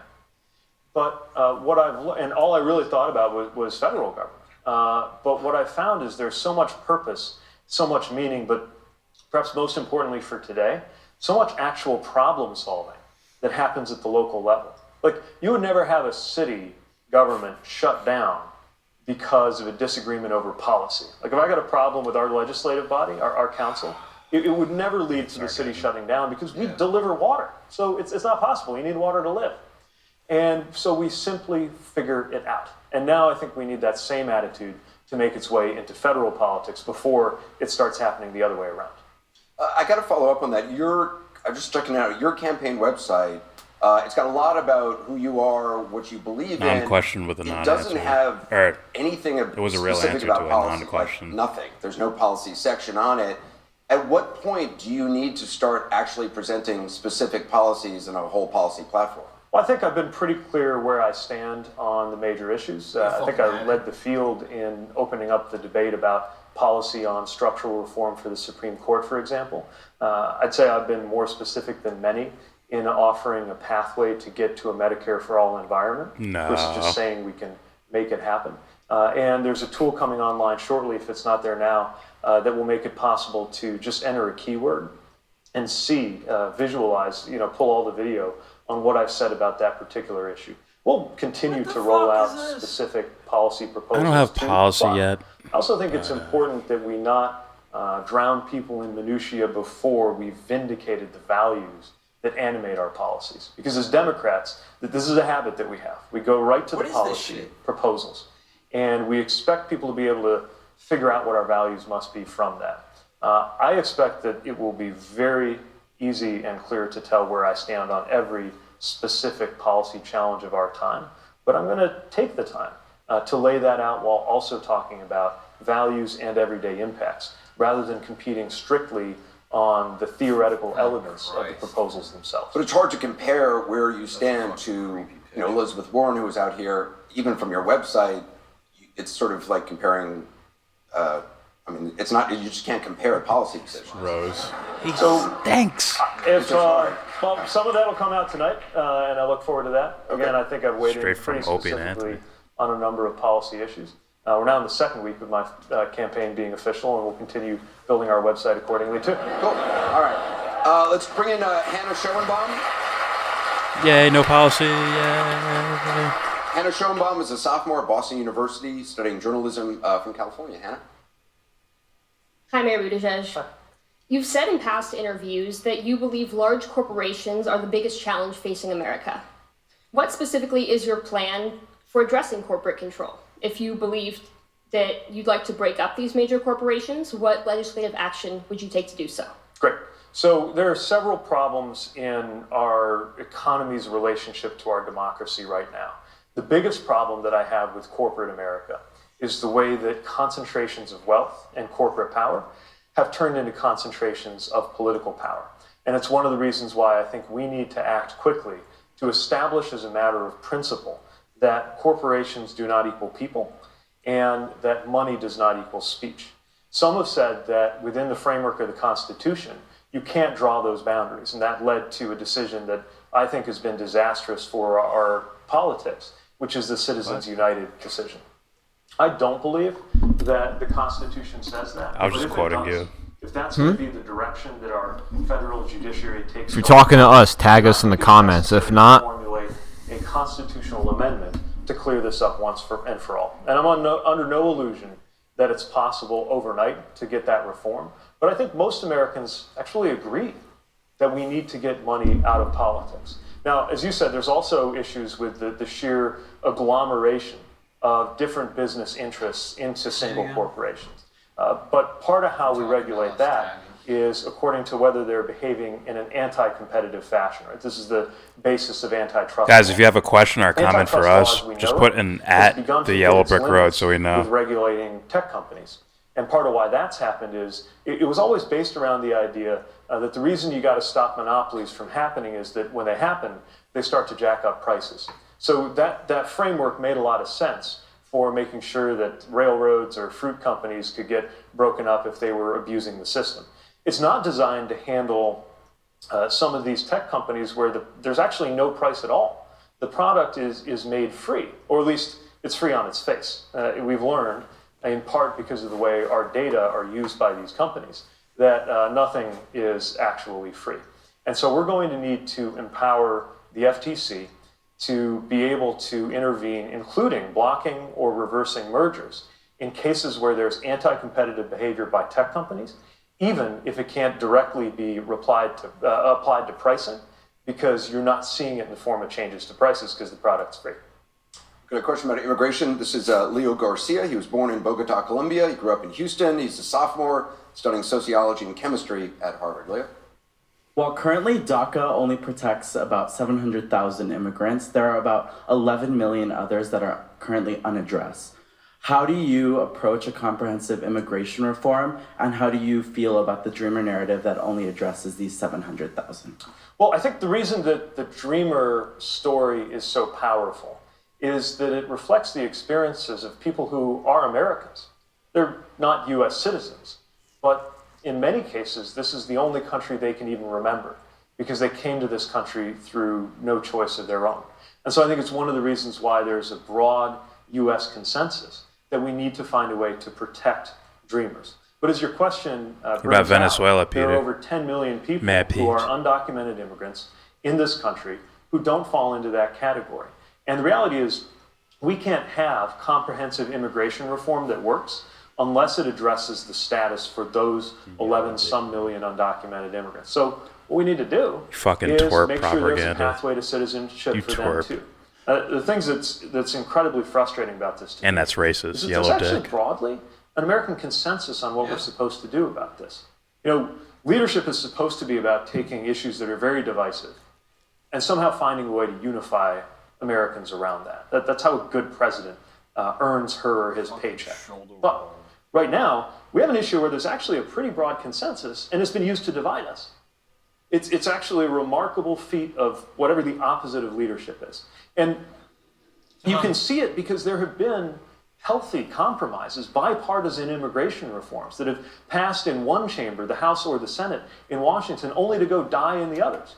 The last time we actually had a meaningful, full, comprehensive immigration reform was 1984, I think. It was authored by Ron Mazzoli, who I got to know when he was a fellow at the IOP. And back then, when I was an undergrad, we were talking about how has it possibly been this long since we've been able to tune this up. Now it's been just as long since then, or almost. So we know the outlines of a comprehensive immigration reform, a pathway to citizenship for undocumented people in this country, a level of protection for Dreamers, a set of reforms to clear up the bureaucracy and the backlogs in the lawful immigration system, which is how my father, as an immigrant, came to this country and became a U.S. citizen, and reasonable measures on border security. We know what to do.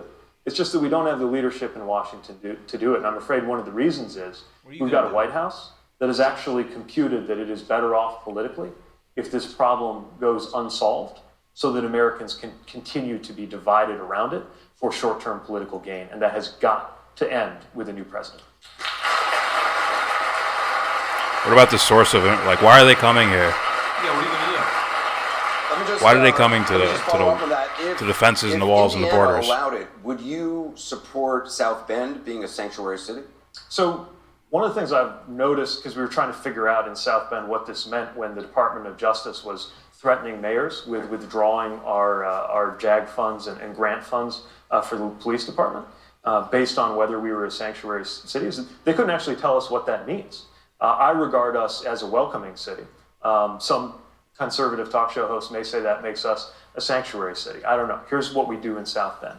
We make it very clear that our South Bend Police Department is not responsible for enforcing federal immigration policy. They've got enough to worry about. It's you all, keep Romero. neighborhoods safe. And by the way, it's harder for them to do their job if He's Cuban. residents in our community, many of whom are Latino and some of whom are immigrants and some of whom are undocumented, are afraid to even talk to them, even if they know something that might help them address or prevent a crime, because they've been led to believe that our local law enforcement, whose only responsibility is the safety of our community, are being conscripted somehow into doing the job of federal immigration authorities. So you can call it whatever you like.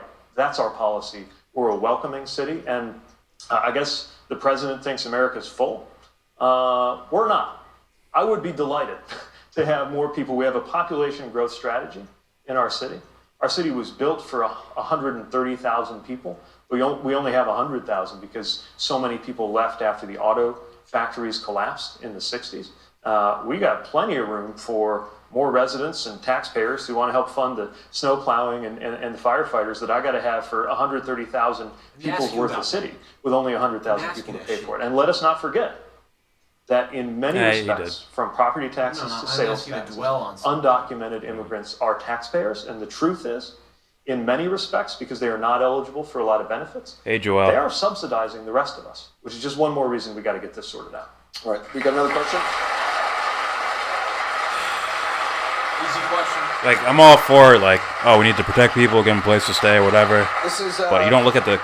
Don't you think they want to stay in their own homes, Christian, then? freshman at Harvard from your home state of Indiana. All right. Don't you think they want to be secure in their own fucking countries? So pretty close to South Bend.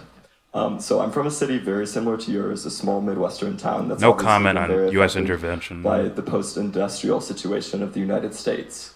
In a 2017 interview with David Axelrod, you noted that NAFTA resulted in irreversible job losses across the Midwest. How would your administration negotiate trade and bring success to American industry? Thanks for such a great question. As you know, this is close to my heart because it's close to my hometown. And, during the Chrysler partial shutdown and all the layoffs, Kokomo, what was happening in and around Howard County and Kokomo was an example of just how vulnerable our communities are in the industrial Midwest to policies and markets when it comes to manufacturing. So we need to find a way to make sure that trade actually works for us. There's no building a wall around the status quo. You can't put the horse back into the barn. It doesn't work that way. But what we do need to make sure of is that there are enough measures, including adjustment assistance, including making sure that we make whole in some way the people who were made worse off, that we're actually keeping the promise of trade. The promise that was made when I was growing up was that if we did these things, the rising tide would lift all boats, right? And we'd all be better off. And it turns out it didn't work that way. The rising tide rose. That part happened. It's just that a lot of the boats turned out to be anchored to the ocean floor. But we can make trade work for our communities. One of my favorite examples, actually, is a Union Auto Workers, UAW facility in St. Joseph County, where I live, that is making electric vehicles for a startup based in Silicon Valley, where the funds and a lot of the investment came from China. And before that, there was a 3-year contract where that facility was working for Mercedes. And they were making vehicles that are sold in the Asian market. So you got American union auto workers making German cars going to Chinese customers. And we're sending our products, not our jobs, to Asia. That's how I want it to work. Now, just one other thing I want to mention. As much legitimate concern as there is about trade and making sure we have fair trade that works for us in communities like where you and I come from. Do whatever you want. want. Be honest about the fact that for every job in manufacturing that has been lost as a consequence of trade, there's several more that have been lost as a result of technology and automation.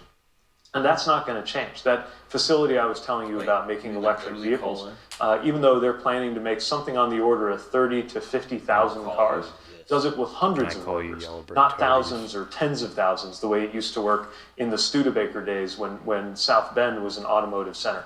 That part's not going to change. Salute, Joel. So manufacturing can continue to grow stronger in this country, but it's going to be less and less labor intensive, less and less human beings on the floor per dollar of output. And that's why we need policies that can get ahead of the economic shifts to come and recognize that our generation's not going to be able to count, as our parents' generation often did, on the idea of a single relationship with a single employer or a couple employers across the course of your entire career.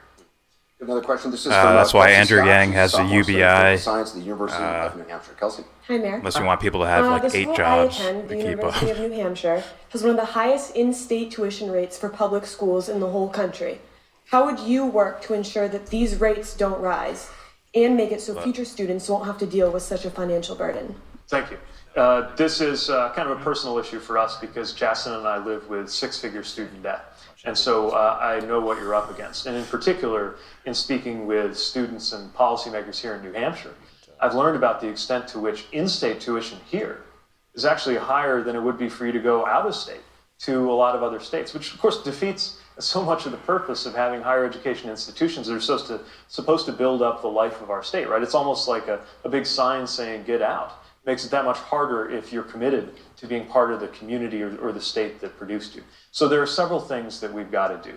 One of them that I think is kind of most at stake in the question that you raised is we've got, through a combination of carrots and sticks, we've got to induce states to carry more of the burden instead of continuing to pass it on to students. Students are getting squeezed because states are less and less willing to appropriate the funds to make sure that in-state public college tuition is truly affordable. Now, on the back end, we've also got to work Free on is student loan affordable. debt. If I can refinance when interest rates change, I can refinance the debt on our house. Then it stands to reason that you should be able to do that with student debt too. There's a whole other suite of things that we need to do. That's Kamala relative Harris's to answer, community colleges and refinance. for-profit colleges. But I think those two steps, coupled with a significant increase in Pell Grants, would make a big difference for college accessibility. And by the way, this time, when we're increasing Pell Grants, let's actually peg it automatically to inflation so we don't have to ask Congress to do that again and again. I want to follow up. Elizabeth Warren today released a plan that would give loan relief to households making less than $250,000 with $50,000 in loan cancellation for families earning less than $100,000. Is that something you would support? The funding of it, she says, would come from a 2% tax above $50 million for 75,000 Americans. Yeah, I still want to do some math around it. I find it pretty appealing. I'm not as certain that I'm comfortable with people of that high in income participating until we have completed the transition to a more progressive tax code. Because I think if you're north of $200,000, maybe you're at the point where we could ask you to take care of that on yourself. But the theory of it, I think, makes a lot of sense. All right, we're going to take a quick break. We're going to have more with Mayor Pete Buttigieg. Oh, fuck, what a load of shit. Oh. We're gonna give you really easy questions and not really press you on anything that you really don't. We're not gonna press you on anything that you're vague on by any means. No. Propaganda. You ain't getting manufacturing back. Oh, you're skipping a bunch of them? I'm going from top back down. Sinley, yep, it's far cheaper to pay the upfront cost and electricity bill on automation than to keep paying thousands of workers. Yeah. 100%. Because then they're gonna, if you have this guy's plan, we're not gonna have Medicare, so they're gonna end up striking or something to make sure they have health insurance. That's gonna jack prices up. Why not get a machine you don't have to care about? Why not just not care? Certainly, once manufacturing is gone, it's gone for good. Maybe. I hate economics. Yeah, I know. I swear I hate it. It's like it's purposely made to be so like complicated with so many things that so many things are going to interact with like how economics work, where it could be just something that's just so simple. Propaganda. Yang sucks my wang. What stops capitalists from jacking up prices when we get UBI? Good point. I mean, corruption. Yeah. Hopefully, a conscience would stop them, but you never know. Joel Alexander, free isn't free. No, but, I think we have plenty of money. We just might be spending it on, like, F-35s in Saudi Arabia somewhere. Or missile defense systems in Israel. Mm-hmm. They're great. Says, robots take our jobs. We rise up, kill the rich and the robots. Go back to 1985. Sound good? How dare you? Oh, I skipped that one too. My bad. There, Grace says, pour some sugar on me. I think that's James's job. Pour some sugar. All right. You can't sing now. Get the fuck out of here. In the name of love. Sinley, Nazis wanted the UBI because it created a dispossessed independent class, which they could then manipulate easily, i.e. no money if you're not a good boy. Some people say welfare works somewhat similar to that. Fuck. So many comments, god damn it. Hurry. Hurry. Fuck. Who pays the teacher? How does that money get got? Who pays the teacher? Well, who's already paying? Like high school teachers. The education system, isn't that? Why can't they do that with college? And how do they pay that? Taxes. Who's not paying taxes? Amazon's not paying taxes. The giant super corporation run by the world's richest guy. Thomas,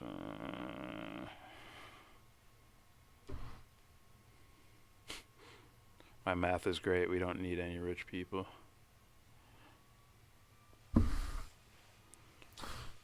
These guys are talking to each other. Propaganda money gets got by faith and resources. The USA rules the IMF and central bank by military and dynasty power. I probably agree with that. Joe Alexander, you don't even have an opinion. That's them arguing with each other. Mhm. Obama majored in economics. Trump majored in pussy. And they're both punks. Before we go on, I should point out, we just checked, the policy portal is online showing the videos. Oh, the search of thank good. Money is made by men is based on faith, hence the name flat. We've got a lot more questions. I fiat. do want to ask you about something you said this weekend. You said, and I'm Looked like an L for a paraphrasing, second. that anger and Fiat dissatisfaction among voters who were stuck economically can lead them to turn against the system and vote to blow up the system, which then could lead them to someone like Oh, we did a Sanders video or on President this. Trump. There were a lot of headlines after that, as Yeah. I'm sure you know, saying that you were comparing Senator Sanders to President Trump. Is that what you were doing? Okay, just so there's no confusion about it, worth noting that there was so much anti-establishment energy, and that can find its way in a number of very different political directions. But when you think about the number of voters, certainly where I come from, who basically narrowed down their choices in the last election, either to Bernie Sanders or to Donald Trump, it tells you that some of the most important things on voters' minds aren't just, are you close to me on a left-right political spectrum, but are you really going to profoundly change the system that we're living in? And I think the president, even though it was all, I don't know what I can say on cable, it was all untrue. You can say pretty much anything on cable. Okay, great. Well, it's bull, right? But there was this sense that I'm going to blow up the system. And I think this is really important to understand because we need to make sure we just strategically as a party, that we don't come to be viewed as the defenders of a system that is letting people down. And we wouldn't be here if the economic and political system hadn't failed people. The reality is, and this is not just in the United States, but in general, people are more susceptible to messages that revolve around hate. People are more susceptible to xenophobia and to racism when they feel out of touch with the political environment that they're in overall. And we better pay attention to that because as somebody who studied counter-radicalization abroad, I think we need to apply some of those messages at a moment when some of the supporters of this president are adopting more and more extreme positions. And as even mainstream Republicans start looking for some way out, if you're still on board with that now, it gives you almost nowhere else to go. And we've got to follow this and figure out a way. If somebody's voted Democratic again and again and again, right up until 2016, and then voted for Trump, I want to make sure that voter starts voting Democratic again. Are you saying the system doesn't need to be blown up? No, the system needs to be changed profoundly. I guess that's my point. We can't just nibble around the edges and expect people to be happy with us. Now, I've got a slightly different account than my competitors do about how best to do it. But the fundamental lesson is that our economic and political system has been letting people down, I would say, for my entire lifetime. And one of the reasons I believe that we're at this kind of tectonic moment, this once in every half century or so moment that really is a hinge point between eras in American history. I mean, as big as the moment when the New Deal came about, or the moment that I would argue we've been living through ever since when Reaganism kind of became ascendant in this country, that's come to an end. We're at the dawn of something new, and it could be really enlightened and really fantastic, and it could also be really ugly. And a lot of that's going to depend on what happens now, which is why I believe, as much as I care about replacing this president and winning this election, I think what's at stake right now is how to win not just an election, but an era.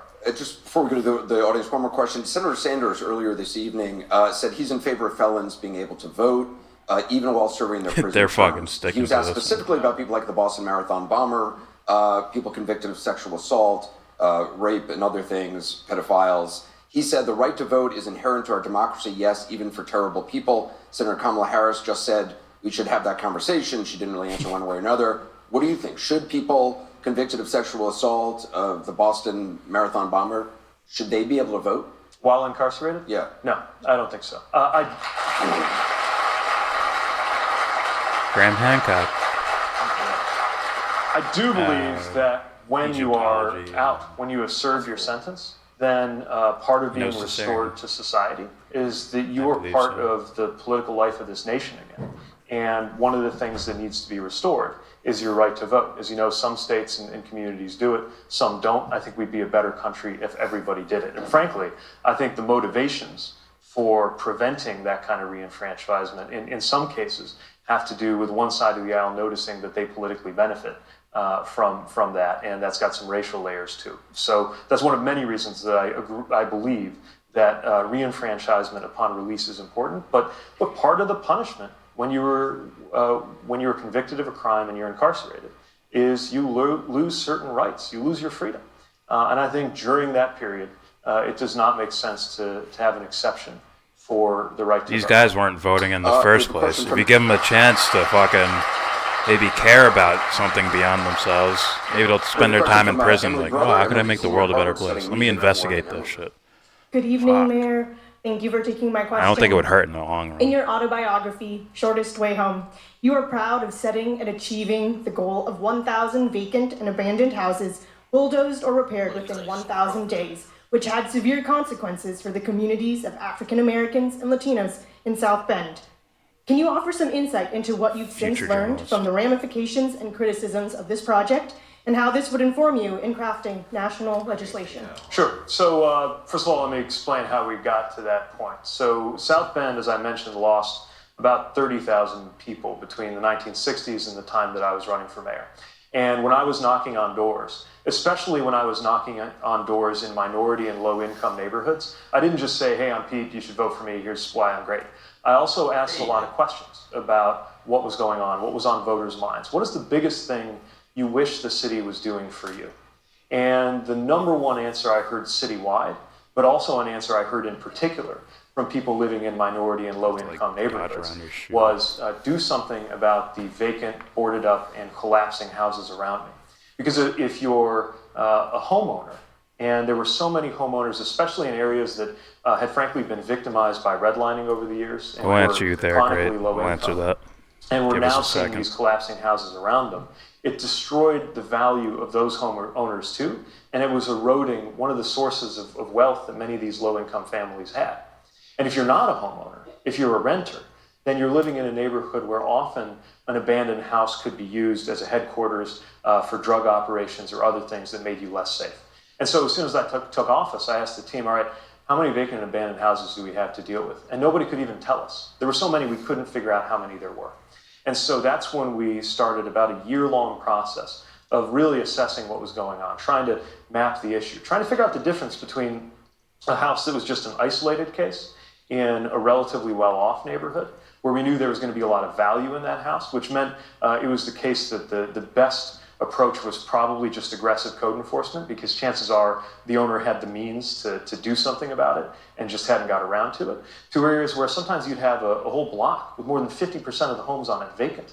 And there we needed to take action ourselves, especially because one of the things we were finding was that a lot of the landowners or the landlords had walked away from the houses years ago, or even cleverly figured out ways to disguise who owned the house. So like 123 Elm Street, we'd look up who owned it so we could hold them accountable. And it would be 123 Elm Street LLC, whose address was 123 Elm Street. In other words, there's no way to have accountability.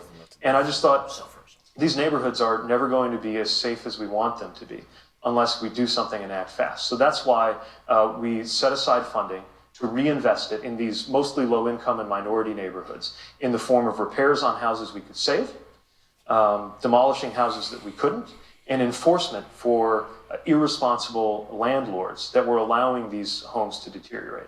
Now, guess what we learned? No policy is perfect, and we learned some things the hard way on this one.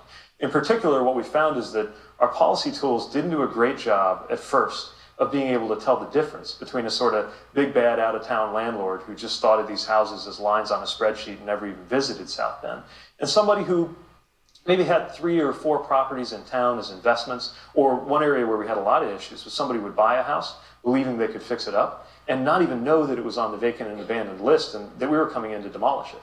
So over time, we learned to be more in dialogue with homeowners, at least when we could figure out who they were, and had a bit of a lighter touch, or at least a more accommodating conversation between the enforcement side and the homeownership side. So I guess the thing we learned most is just the value of communication. What's up, quantity Ruben? time. And there are some people, it's still an effort that some people had frustrations with. But I got to tell you, the number one complaint that we heard, especially from low-income and minority homeowners in the neighborhoods that we addressed, was what took you so long? Another question from Valerie, from London Valerie. But first, I need to give it some background. Back in 2012, it was discovered that the police chief of South Bend, who was African American, had been taping phone conversations of senior police officers who were allegedly using racist language, in particularly racist language about him. You demoted the police chief. No action was taken against the officers in question. London Valerie wants to ask about this. She's a freshman at Harvard from San Antonio. Great. London? Mayor, my question is straightforward. What are on the secret tapes regarding the demotions of South Bend's black police chief, Darrell Boykins? So the answer is I don't know. And the reason I don't know is that these tape recordings were made in a way that may have violated the Federal Wiretap Act. That's a federal law that controls when you can and can't record people. And the allegation was that the police chief was using these recordings to try to figure out what was going on with internal rivalries with other police officers, and allegedly broke the Federal Wiretap Act when he did that. That's a law that's punishable by a term in prison, and so I'm not going to violate it, even though I want to know what's on those tapes like everybody else does. Right now, this is going through an incredibly long, frustrating, and expensive legal process that in the end will allow a judge to say whether or not the content of these recordings can be released, so we can figure out whether it's true or whether it's not true, that there's something on there that we need to be concerned about. The reason I demoted the chief was that I found out that he was the subject of a criminal investigation, not from him, but from the FBI, and it made it very hard for me to trust him as one of my own appointees. It was frustrating and painful too, though. He was the first African-American chief in our city's history. And one of the reasons I had asked him to serve in the first place in my administration was a great track record in community policing, which is a huge priority for us because we're a racially diverse community. And speaking of things you learn along the way, and in particular, lessons I learned the hard way as a mayor, one of the things I realized was that while I was absorbed in just making sure that we weren't tripping on any landmines related to laws about what you can and can't record, I was, frankly, a little bit slow to understand just how much anguish underlay the community's response to this. Because for people in the community, it wasn't just about whether we were right or wrong to be concerned about the Federal Wiretap Act. It was about whether communities of color could trust that police departments had their best interests at heart. And the more I learned about that, the more I realized that lifting the veil of mistrust between communities of color and our police department had to be one of my top priorities as mayor. It's why we instituted civil rights training and implicit bias training. It's why we implemented body-worn cameras for all of our officers. It's why we directed officers to make more foot patrols and get to know people in these neighborhoods, especially neighborhoods experiencing a lot of crime, not in an enforcement environment, but in a trust-building environment. And a number of other measures, including stepping up our efforts to recruit more minority recruits onto the department itself. Something I'm still not satisfied with what we've been able to do so far, so that there's more of that trust. Right now, I think it's pandering to black people. The police force, the last statistic I saw in 2015, it was 5% African American, whereas the population is. What's your fucking foreign policy? I want to hear that. And the two police chiefs you hired subsequently, which some people in the community criticized you for, were both white. One of the things we did also as a response to learning about how much concern there was in the community was making sure there was a community-oriented process to bring us input on the selection of the next police chief. And I believe that we would not have been able to make those improvements without having very qualified, good people come on board. But these are the challenges, whether it's the relationship of communities of color to police departments, or homelessness, housing, poverty. These are some of the toughest challenges in our country right now, and frankly, they're not problems that you solve overnight. But I believe they're problems that people with goodwill and a listening heart are able to make progress on. And I don't think I would have been able to be reelected in including winning minority districts in our city if it weren't for the very hard work that we did in the years since that incident really threatened to tear our city apart to try to heal. And I don't claim that we got every step perfect, but I will tell you that I did everything based on my best judgment and a desire to do what was right for the community. And I think we need that kind of spirit, that kind of attention, and frankly, that kind of willingness to listen and to adjust We need a lot more of that in Washington right now, especially in the White House. One of the things, if you've been watching at home, you know we have a lot of folks from Harvard here and St. Anselm. We've been working with the Harvard Institute of Politics. They have a youth poll out. According to it, human rights is the top foreign policy issue. I'll get the for young comments, voters. guys. On Don't that worry. topic, Trevor Van Neal is a junior at New England College from Vermont. Trevor? Hello, welcome back to New Hampshire. Thank you. My question is, how would you cooperate with countries that view homosexuality as a sin and a crime that is punishable by death? Well, I think it's wrong to harm or punish it's people wrong? because they're part of the LGBTQ community. I get that not every country is wrong, there. isn't it? In some dramatically milder respects, but still very bothersome ones. Our own country is not there. I believe that this is an example of why the world needs an America that is strong, that's credible, and that people believe keeps its word. Because, frankly, our ability, the ability of the next president and of the U.S. in general to lead on this issue, I mean, to really try to guide countries toward doing the right thing, largely depends on whether we have any moral authority at all. Does anybody think right now that the U.S. has an awful lot of moral authority in the world? It has plummeted. And whether it's LGBTQ rights or, frankly, any kind of human rights or democracy promotion that we want to advance, either because we think it makes sense from an American perspective or just because we believe it's consistent with a universal aspiration for a better life. It's really important for the U.S. to be a credible messenger. I still believe in the American model, for all its flaws. When I look on the world stage, I think the American way of doing things, our commitment to freedom, our efforts, however imperfect, to establish a democratic society are the right way to go. And frankly, there's a lot of other models that are being held up now as credible alternatives. The Chinese model, authoritarianism in sheep's clothing, is being held up against the chaos and division of America right now. It's being held up as an alternative. The Russian model is throwing its weight around in nefarious ways that have harmed our country. Don't even get me started on the Saudi model, right? There are a lot of other ways that countries can operate. I still believe that America can spread values related to freedom and democracy that'll benefit, among other things, various minorities living in their home countries, but not if we're not credible, not if we're not viewed as a country that keeps its word. And we've got to do better on that. And the next president probably will make all the difference in this incredibly sensitive time in world affairs on whether we get into the rest of the 21st century with American leadership continuing to be at the front of the pack, or increasingly something people just scratch their heads over. I want to ask you just a personal question, if I can. In 2015, how do you do that? Is when you came out publicly. How do you think your life would be different if you had come out before that? Well, frankly, I came out because I wanted to date. And if dating had been available to me in my 20s, I'm not sure I would have got nearly as much done. Honestly, I don't know exactly. But, what I do know is that at first I convinced myself that I didn't need much else in my life because I had a really demanding job, especially once I became mayor. I was mayor most of the time, and then I was also a member of the reserve. That was more than enough to keep me busy. And the city was a jealous bride, and I was fine with that up to a point. It was when I came back from my deployment, having taken time to serve in Afghanistan while mayor, and I came back from that leave of absence, that I started really thinking about how you only get to live one life. And I came out, and I started dating, and I found Shasta.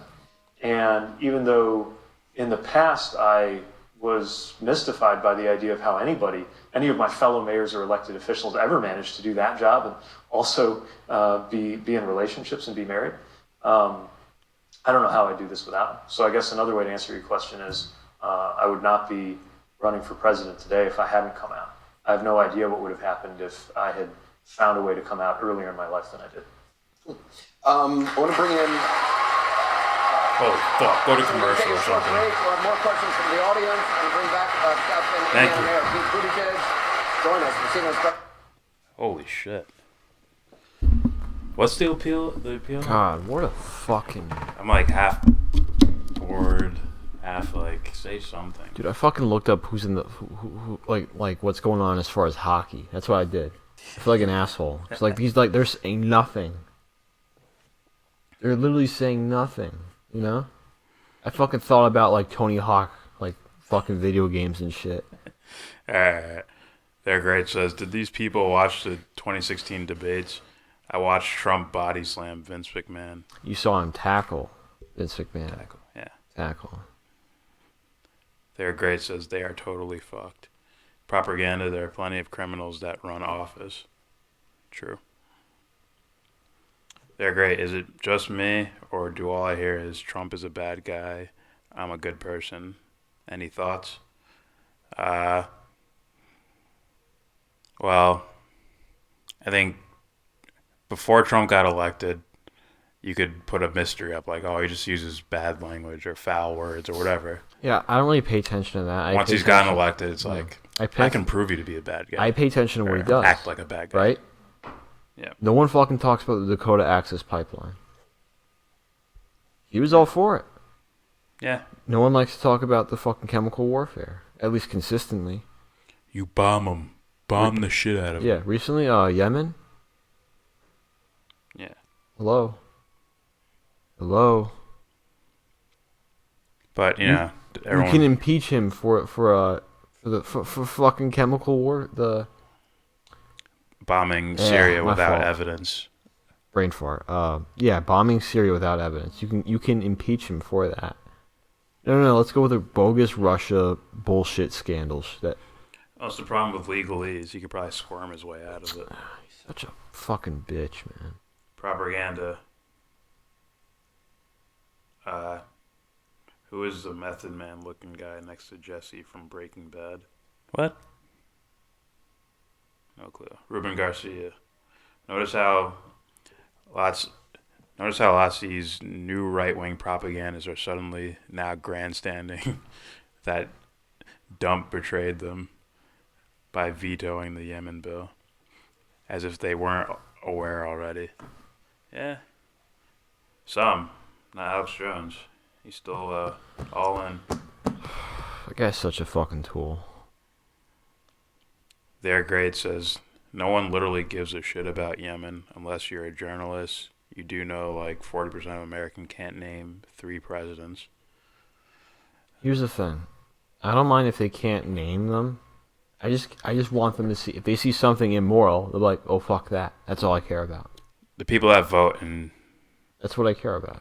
The people that are like real voters, really into politics, and usually end up driving the message if they're not, having to compete against the corporate media.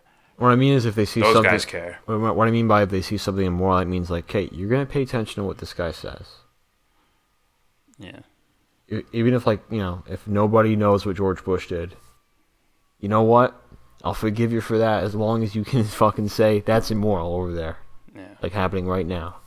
Propaganda says, or is that Rachel Maddow? Did you at Rachel Maddow like she would get that message? Propaganda. These jokes are weak. I don't even look like her.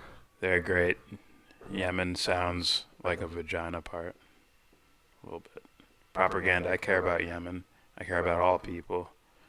Even the evil people. Ruben Garcia. Trump supporters don't care about Yemen. Gotcha. Yeah, they care. Fuck.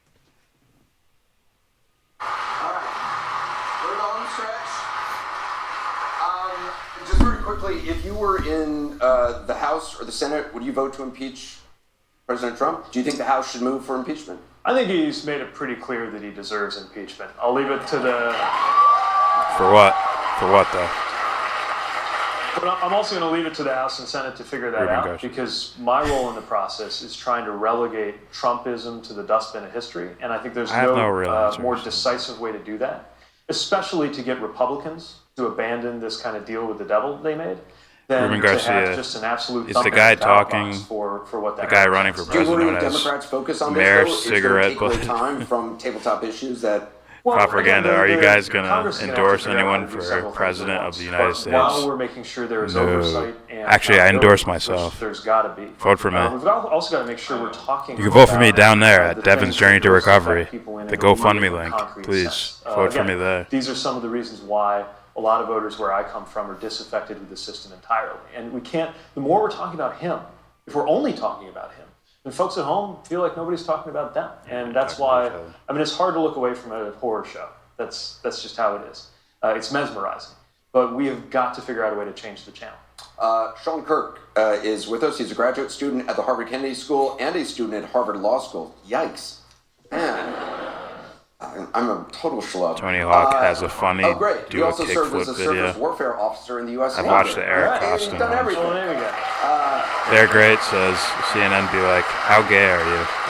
Are we talking Sean has a question like about your eating time in the ass in Navy Iraq? Reserves, from 2009 to 2011. He was in Afghanistan, okay? It wasn't in Iraq. Thank you, Mr. Cooper. Mayor Buttigieg. Did you say Mr. Did I Creeper? pronounce it right? You did. Well Okay, done. awesome. It's that slow training kicking in. Well done. So, as a Navy veteran and reservist myself, I'm wondering how you reconcile your criticism of President Trump with your allegiance to our Commander-in-Chief. Have you ever had to temper what you say about the president because of your affiliation with Their Navy great Reserve? defense Trump by Yeah, well, pointing out first of all, something thanks for your worse. service. And Thank you. I thought about this a lot when I was serving. During the time that I was in the reserve, I separated a couple of years ago.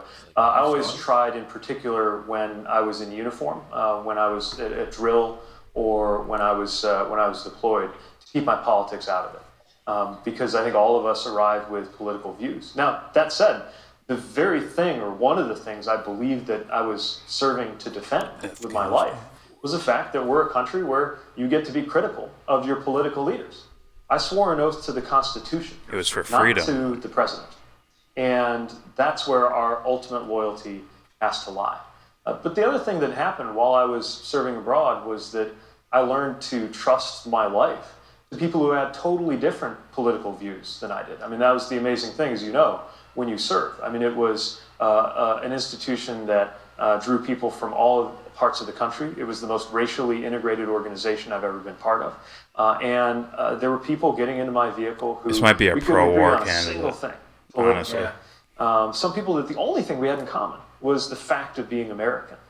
And Like, yet, Tulsi's knowing like, that we had a job, I went to war we based on a learned lie. to trust each other with our I had to lives. read the names Now, I of all the believe you people shouldn't have to with go to war missing limbs and in shit. order to have that kind of He's like, I want experience. to Which serve is our why country and I believe freedom. America needs to create more opportunities for national service, in particular service year opportunities for people after they finish Pete high school. So Buttigieg that in addition needs to the your military, backing. we build up things like City Year, things like AmeriCorps, other ways to be part of that Just fashioning defending of a common propaganda. character at this moment when social media Not and defending our different propaganda. bubbles have us increasingly just Because you floating like in our own Trump, you little get parts this upside of this down country. face, upside down When face, for prior upside down generations, face, upside it was down military face. service that gave people with Yo, turn that radically shit different off, bro. backgrounds, almost as a matter of course. Back when it was, for example, pretty much assumed if you graduated from an Ivy League institution that you would go into the military, not an exotic thing, right? We need to get to that without believing that the military is for everybody. And I think a good national service program could help us do just that. Whoa. He's going in the Obama. I think that's right. Did I hear that correctly? Next question comes from, Obama, Camille like Caldera. mandatory She's a freshman service at Harvard from Maryland. Camille? in one form or Mayor fashion. Buttigieg, you've talked openly National- about your strong Christian faith as Did he well say as your that? Am I identity as a missing happily that? married gay man. I myself am a bisexual Christian woman. How will you challenge the right's moral monopoly on Christianity to unite conservative, moderate, and liberal Christians alike behind you and your platform? So, as you know, it can be challenging to be a person of faith who's also part of the LGBTQ community. No And yet, propaganda, To me, no. the core of faith is Dirty regard for freaks. one another. And part of how God's love is experienced, according to my faith tradition, is in the way that we support one another, and in particular, support the least among us. Again, let me preface this by saying, I believe strongly in the separation of church and state. And I think anybody who steps into the public sphere needs to make it clear that they're here to support people of any religion and people of no religion. But I also think we ought to be honest about where we're coming from. And part of where I'm coming from is a faith tradition that counsels me to be as humble as possible, that counsels me to look after those who need defending. And frankly, it couldn't be more radically different than what I see certainly in this White House, where there's a lot of chest thumping and self-aggrandizing, not to mention abusive behavior, but also a political agenda that seems to always be revolving around the idea that somehow it's too easy for poor people in this country. It's just so different than what I get when I read Scripture. And I get that one of the things about Scripture is different people see different things in it. But at the very least, we should be able to establish that God does not have a political party. He does choose America, though.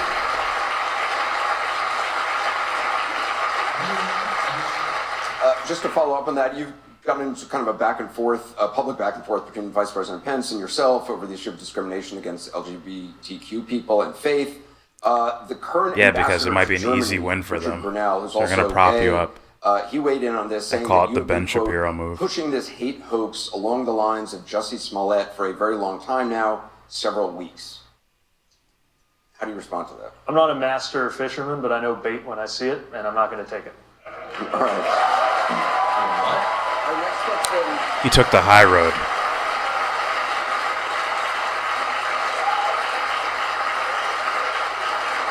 He has this look on his face, like he said some like outrageously important shit. He's like, "That's right, I said that."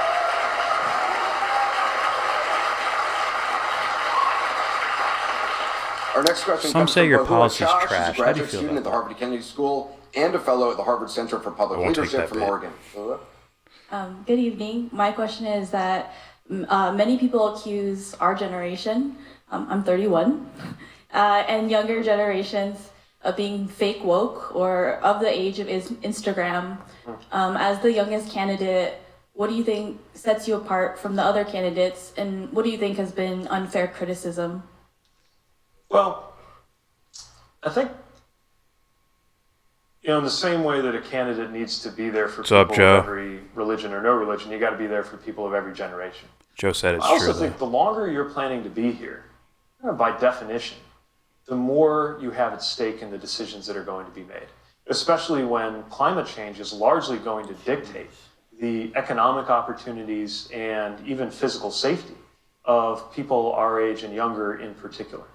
At a time when we're going to be asked to foot the bill for unaffordable tax cuts on billionaires passed by the last Congress and signed by this administration. And so while I think anybody of any age can speak to these issues, I think having a personal stake in what the world's going to look like in 2054, that's the year I get to the current age of the current president. I think He having a fucking said it personal stake in again. that helps you have standing to Oh speak my to God. some of these issues and concerns. I do think that sometimes people look at our generation and raise an eyebrow.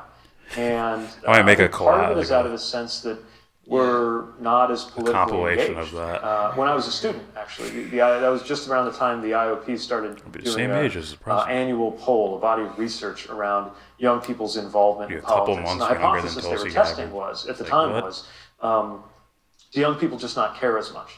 Because you saw patterns of voting and volunteerism were low. And what we found was that while voting and volunteerism on campaigns was low, volunteerism in communities was really high. So the question wasn't, what's wrong with young people, that they don't care about the world around them?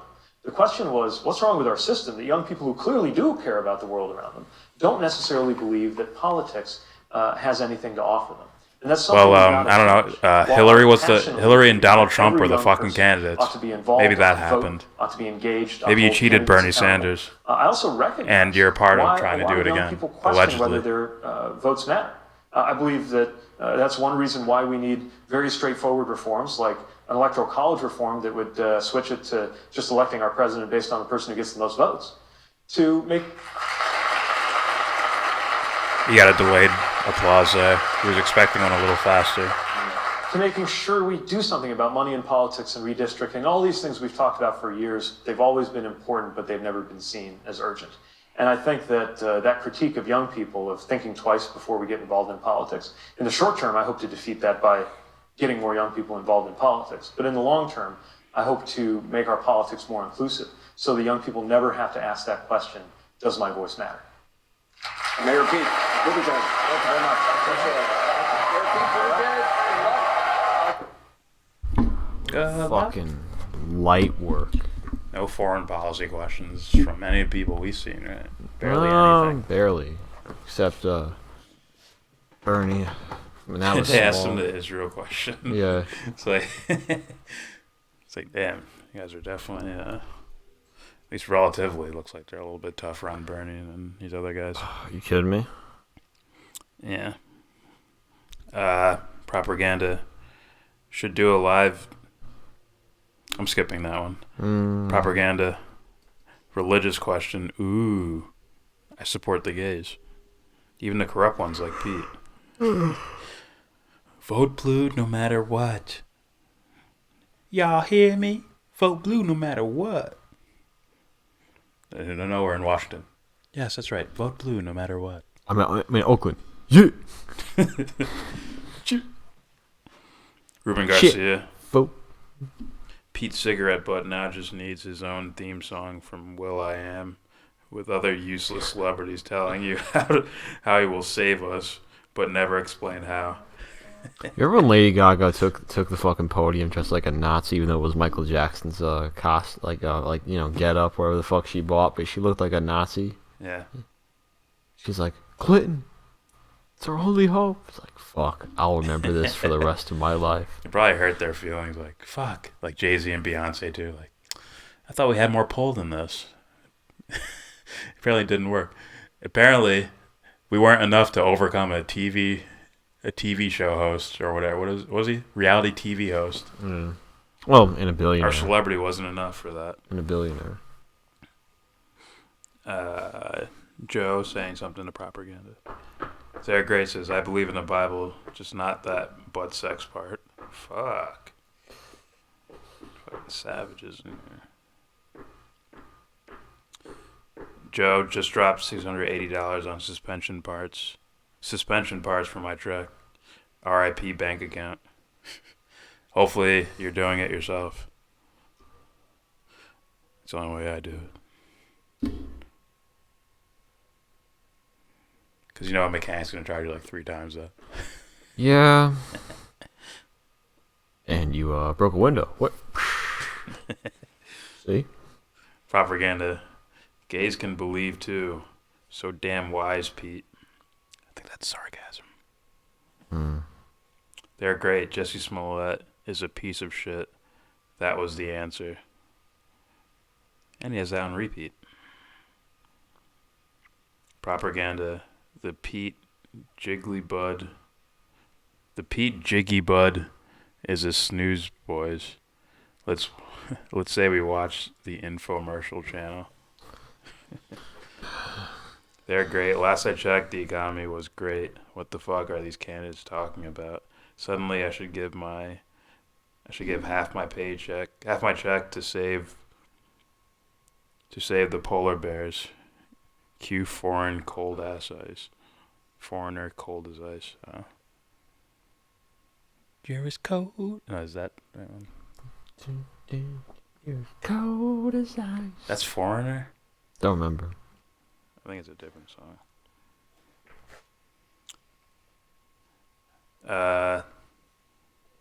Someone mentioned that the GDP, the numbers look good, but in reality, I mean, that's been the case with a lot of presidents. Barack Obama. Here's the shit. Is there somebody? Lord, the unemployment rate. Is there somebody suffering?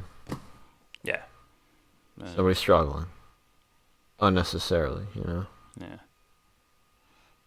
Matt McDog says, Mayor Buttplug needs a Muslim to get him to the first floor fast. Fuck. That means what I think it means. Fuck. Oh boy. Alright, what else? Ruben says the economy is shit. They're great. Propaganda. You boys live in Oakland or Mayor Pete's town. We live in an external dwelling at the bottom of the ocean. Well, this guy has a picture of leftist tears. Like, I feel bad for whoever that was. It's like you're fucked for life. Yeah. Alright, that is it from us. Mm-hmm.